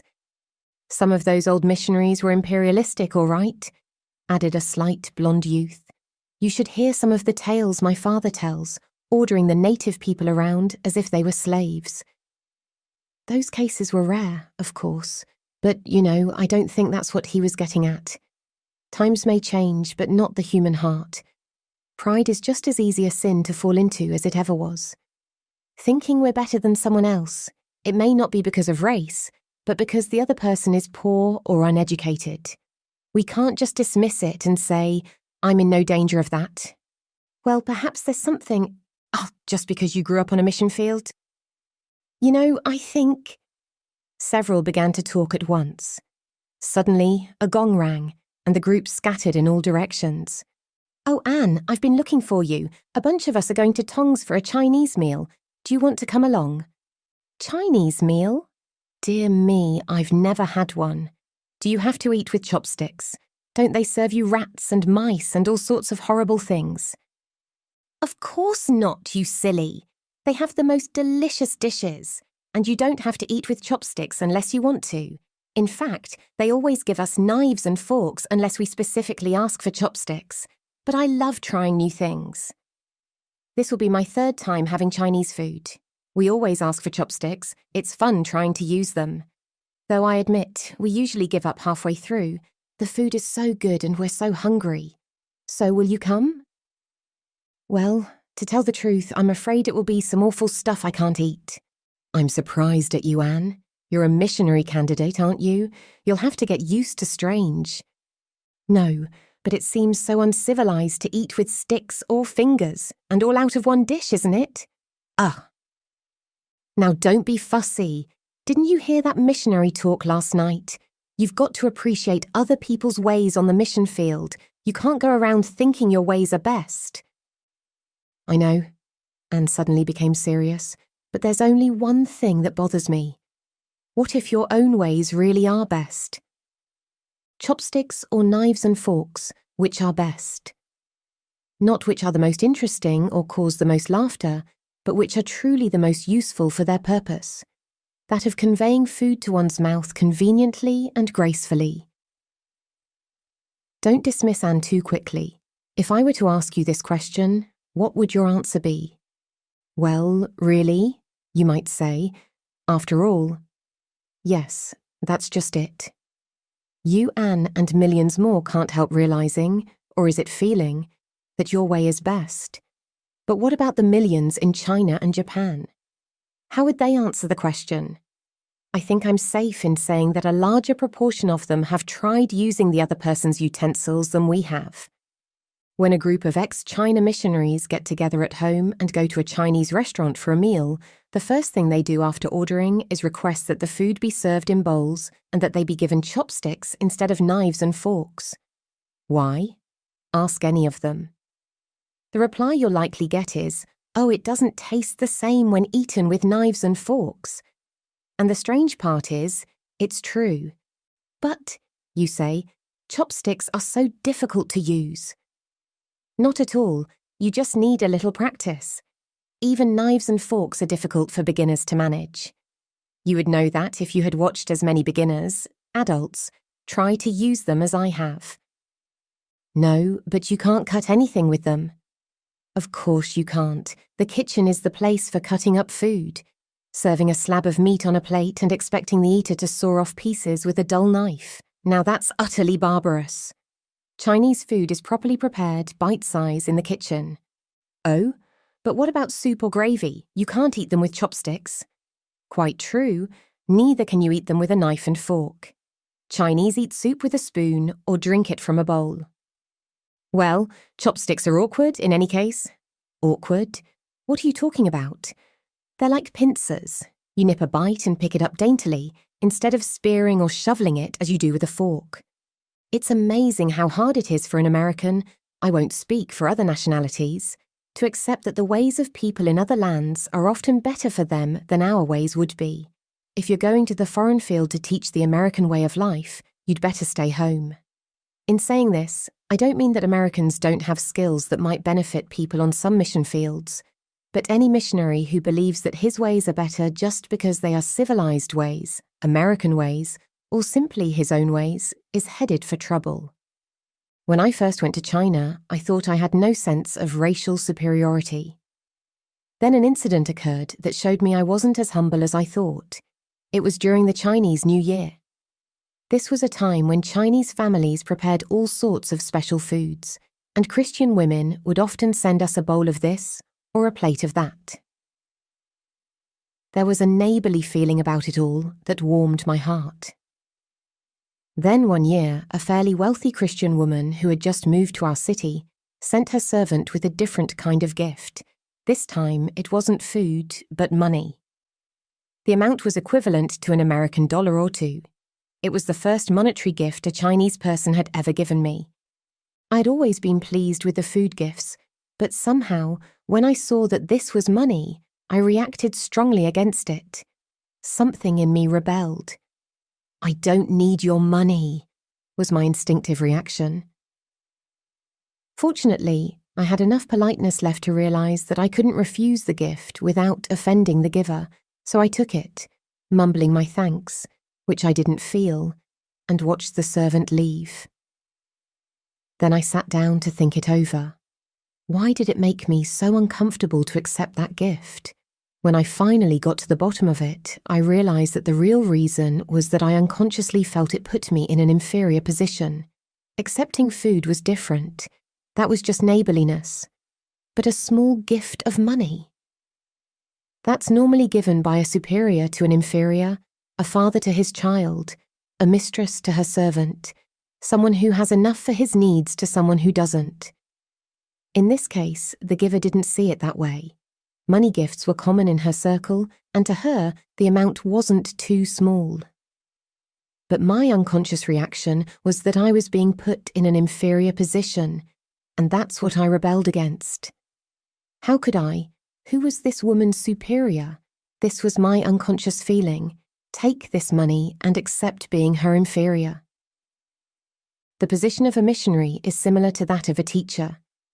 He comes to tell people something they don't know, to introduce them to a friend they haven't heard of. He certainly knows more about Christianity, academically and experientially, than the people to whom he goes. Otherwise, there would be no point in his going. He probably knows more about the world in general than they do. He may know better ways of living and working, even in their environment, than they do. How can a person be aware of how much more he knows than someone else and still not feel superior? Those among whom he works may realize that he knows much they need to learn and may look up to him as a superior being. This makes it even harder. How can he overcome the superiority complex that comes from race or from seeing oneself as civilized, or even just from recognizing that he has more education and experience than those among whom he works? The first step in overcoming this superiority complex is to realize that it's there. Most of us have it without realizing it. If we recognize that this thing likely exists somewhere in our makeup, it will be easier to spot it when it suddenly rears its head, as it did with me. Seeing it for what it is the first step in conquering it. The second step, I think, is to become thoroughly acquainted with those to whom we go. Perhaps if we know more about them, we won't find them so inferior. Go and live their life with them, 24 hours a day. Don't just observe. Try to do the things they do. You'll probably find that you're not as proficient in most of the things they do as their 10-year-old children. If your people are uncivilized, go into the jungle with them and try to wrest your living from the jungle. Try to find or make everything you need. If they are civilized but poor and backward, go into their homes and live their lives with them. See how they grow their food without modern machinery, how they grind their grain into flour, salt, or dry their vegetables, butcher their meat, if they have any, how they raise cotton, pick it, card it, spin it, dye it, weave it into cloth, and make clothes for the family without a sewing machine. And then watch them, as I often have, make beautiful embroidery for relaxation. By the time you become truly familiar with, I won't say proficient in, their way of life, I think you will have lost most of your feeling of superiority. You won't think of them as ignorant savages or those from lower cultural groups. Instead, they will just be John, Mary, Peter, and Paul, or whatever their names are, real people like you and me. Real people who are amazingly skilled in some ways and amazingly ignorant in others, just like the rest of us. There's one more thing we need to do to conquer that superiority complex.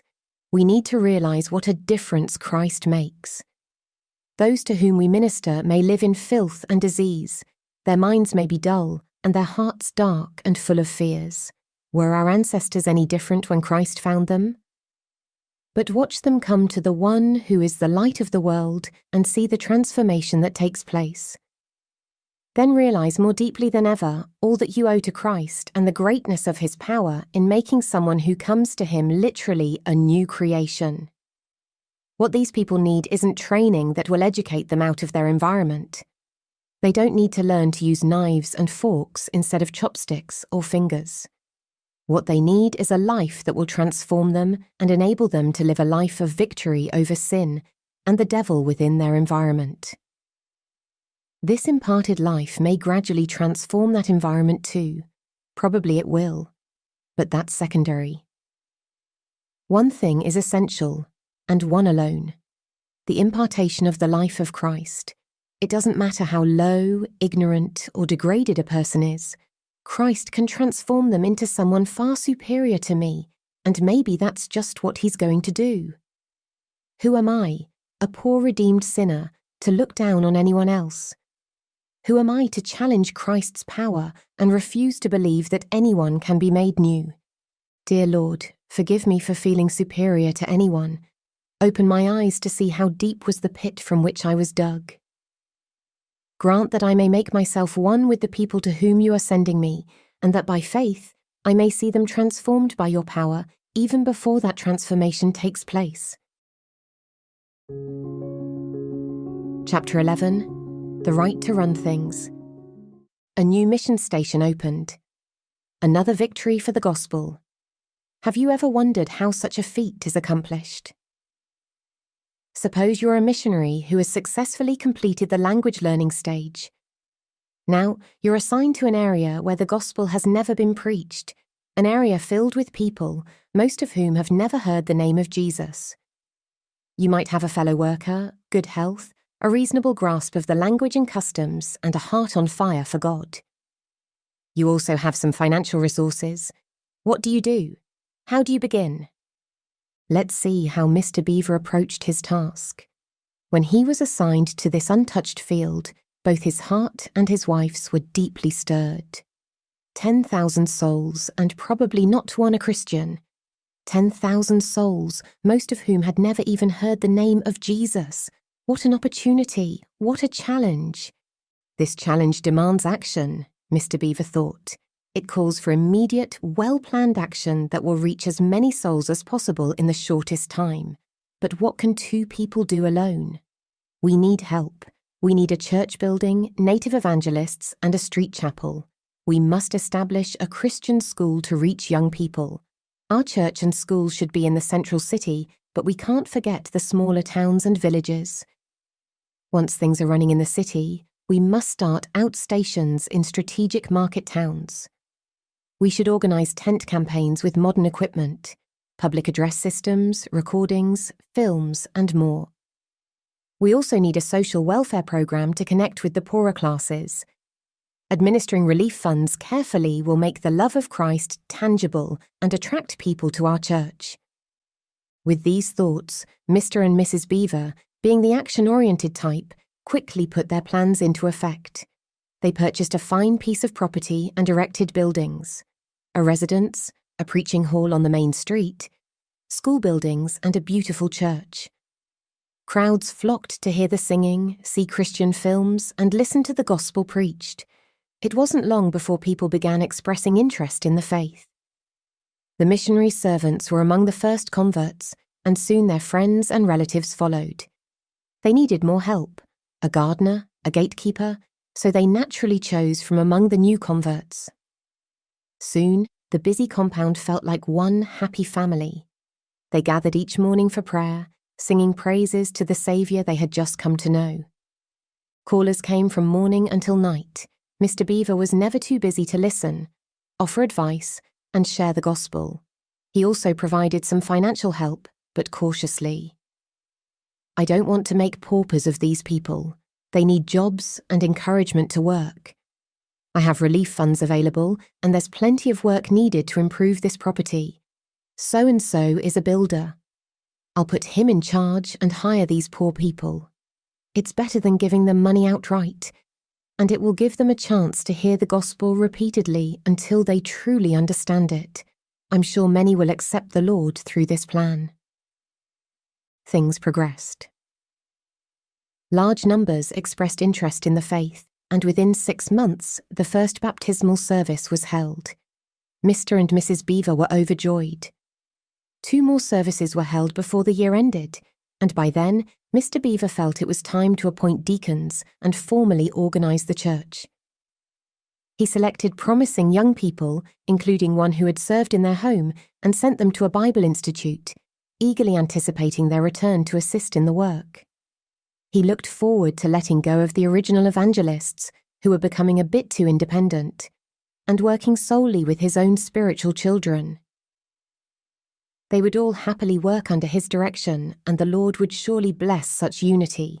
By the time 3 more years had passed, Mr. Beaver had established church buildings in 6 market towns and was waiting for the return of his first group of Bible Institute graduates before starting regular services in the last 3 towns. He travelled constantly, and people flocked to him for help and advice.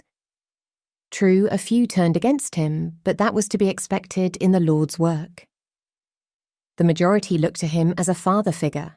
There were now elders as well as deacons in the church. When he presided over their meetings, seeing his own spiritual children taking leadership roles, his heart melted. True, they hesitated to make decisions without him, but that was natural. They had little experience and couldn't be expected to know how to govern the church on their own. Sometimes he had to firmly correct one who had reckless ideas about church management, but they soon realised their mistake. What a happy church family it was, with everything working out just as he had planned. Truly, God was good. At the same time that Mr. Beaver began his work, another missionary, Mr. Trainer, was sent to a new area. He wasn't as dynamic as Mr. Beaver, but he had a clear vision for the church he wanted to establish. He dreamed of a church that was truly the body of Christ. A living, self-sustaining church centered on Christ, not dependent on any man, including himself.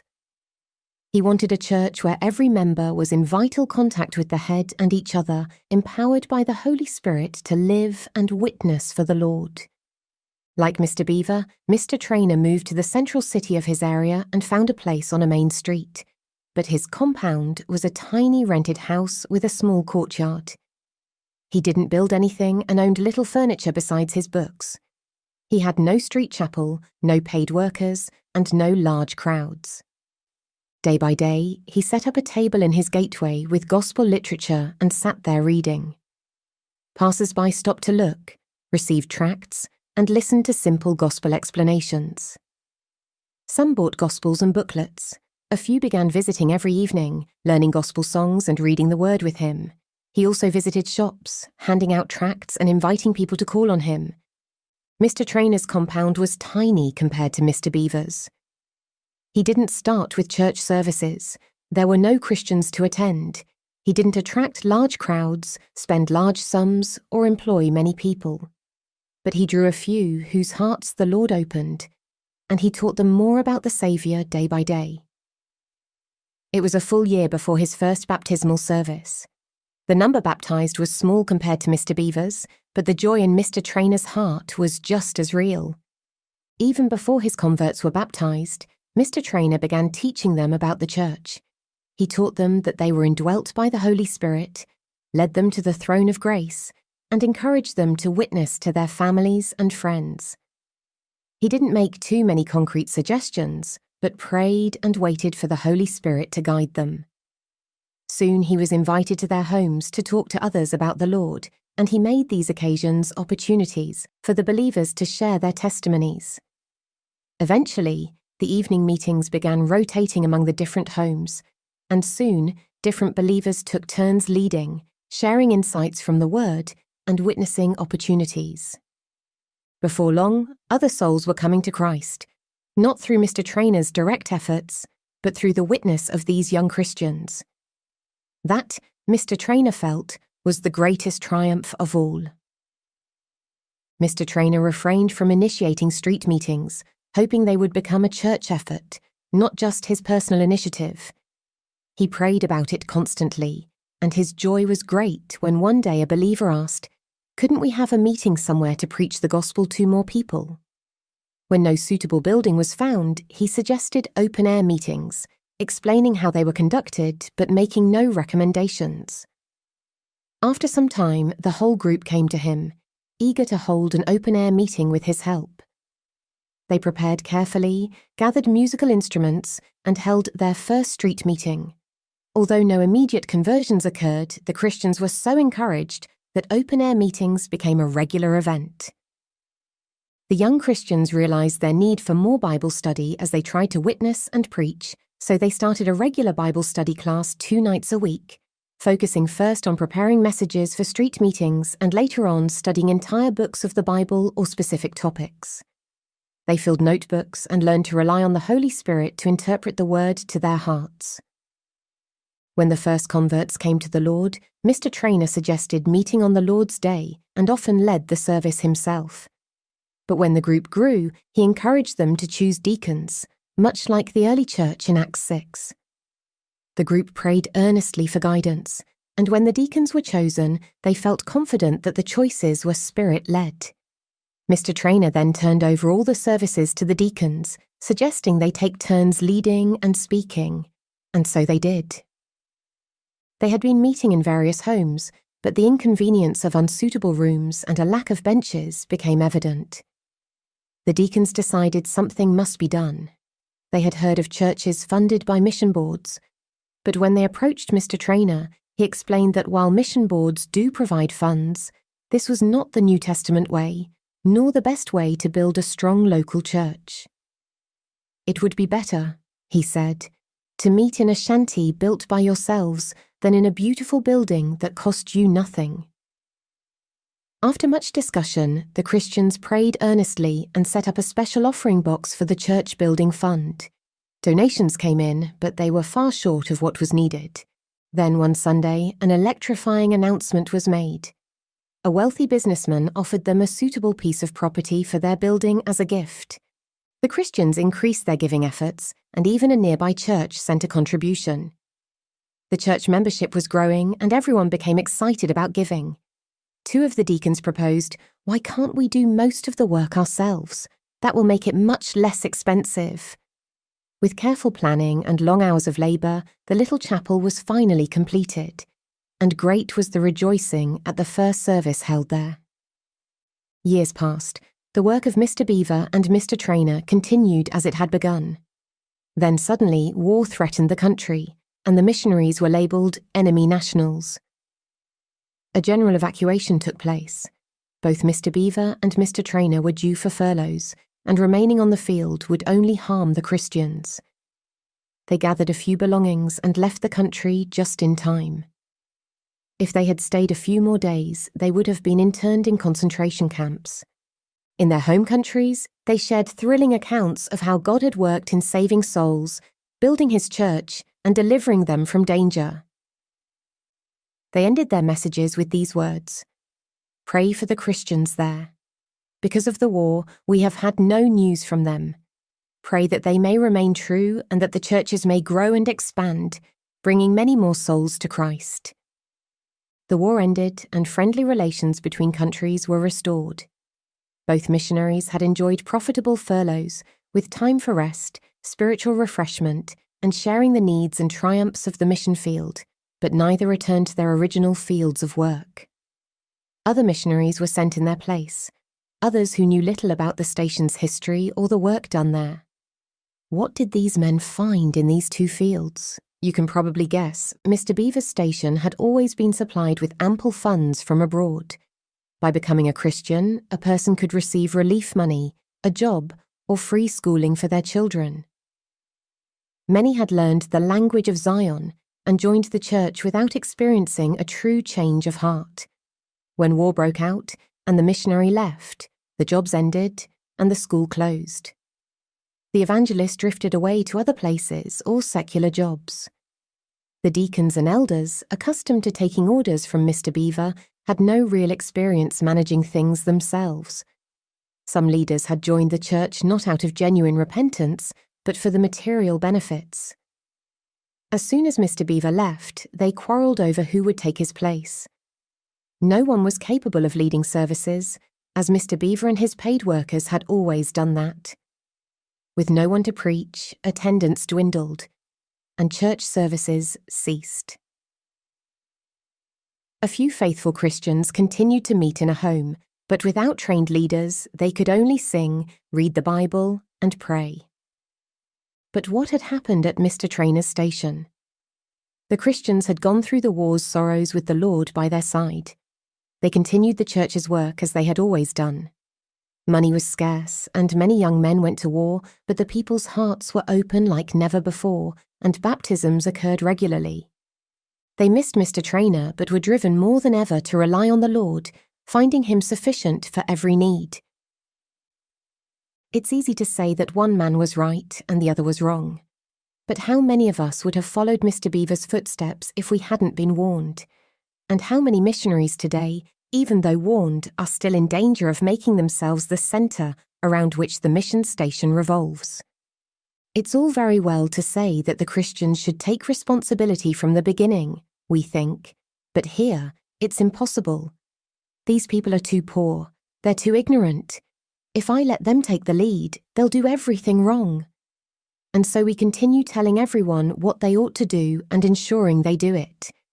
In the eyes of the young believers, the Christian life becomes simply a matter of doing what the missionary says. That's not how Paul built churches.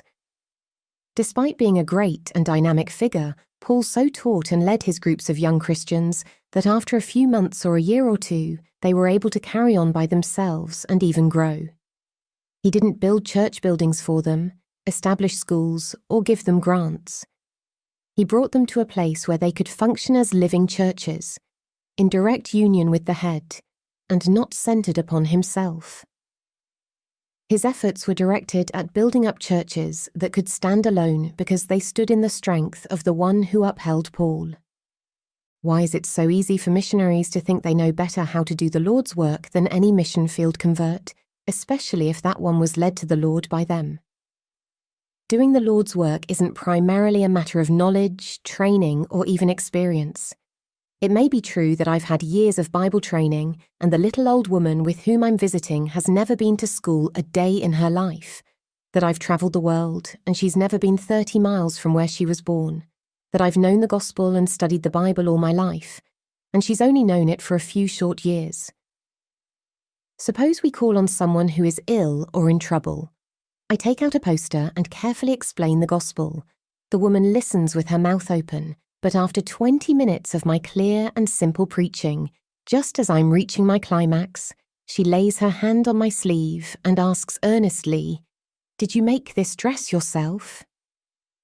My heart sinks. Is that what she's been thinking about all this time? Is that why she fixed her eyes on me so intently? What's the use anyway? Then the old lady with me starts talking. She can't even clearly tell the bare outlines of our Saviour's life, but she knows the woman's life and thoughts. Wasn't she just like her before she was saved? And she says, "Look at me. I used to have this trouble and that trouble, but then I came to Jesus, asked him to forgive my sins, and he did. He took all my troubles away and gave me peace and joy in my heart like I never dreamed of. Come to him, and you can have it too." When the woman we're visiting suddenly says, "I'm going to believe too," it's far more likely the result of my companion's testimony than my fine gospel message. Are you a missionary volunteer? When you get to the mission field, remember that a simple, earnest testimony from someone just like we are will usually bring far more results than your best efforts. Don't think that only the missionary can bring souls to the Lord. The one who has just been saved may easily become a more effective witness than you. No matter how uneducated or degraded the group, there are always leaders among them. No matter how poor and ignorant, the one who has truly been saved and knows they're saved is always capable of witnessing to others in their group. No matter how poor a little group of Christians is, if they continue in prayer and patient effort, they will surely be able to provide for themselves a meeting house as good as their own homes, or a little better. The Church of God is not dependent on Gothic arches, stained glass windows, ministers in Geneva gowns, or robed choirs. It is not dependent on material resources or worldly learning. None of these things are essential. The only essentials for the Church of Christ are found in Christ and the penitent, forgiven soul, no matter the race, culture, or economic status. The Church of Christ can function on any level at which people for whom Christ died are living. It's very easy for missionaries to become little popes. God forbid that we should do this. God forbid that we should consider ourselves the exclusive channels for bringing God's grace to needy souls, or the only ones capable of hearing God's voice. God forbid that we should forget that every believer, as soon as they're born again, is indwelt by the Holy Spirit. And may God open our eyes to ways and means of doing what is perhaps the greatest task of the missionary, the task of bringing the young church to the place where it can get along without us, the task of working ourselves out of a job. Chapter 12. He had no rights. He had no rights. No right to a soft bed or a well-laid table.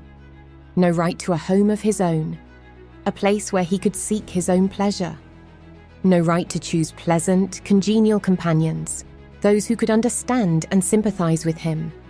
No right to avoid filth and sin, to pull his garments closer around him and walk in cleaner paths. No right to be understood and appreciated, not even by those upon whom he had poured out a double portion of his love. No right to never be forsaken by his Father, the one who meant everything to him. His only right was to silently endure shame, spitting, and blows, to take his place as a sinner at the dock, to bear my sins in anguish on the cross. He had no rights, and I? A right to the comforts of life?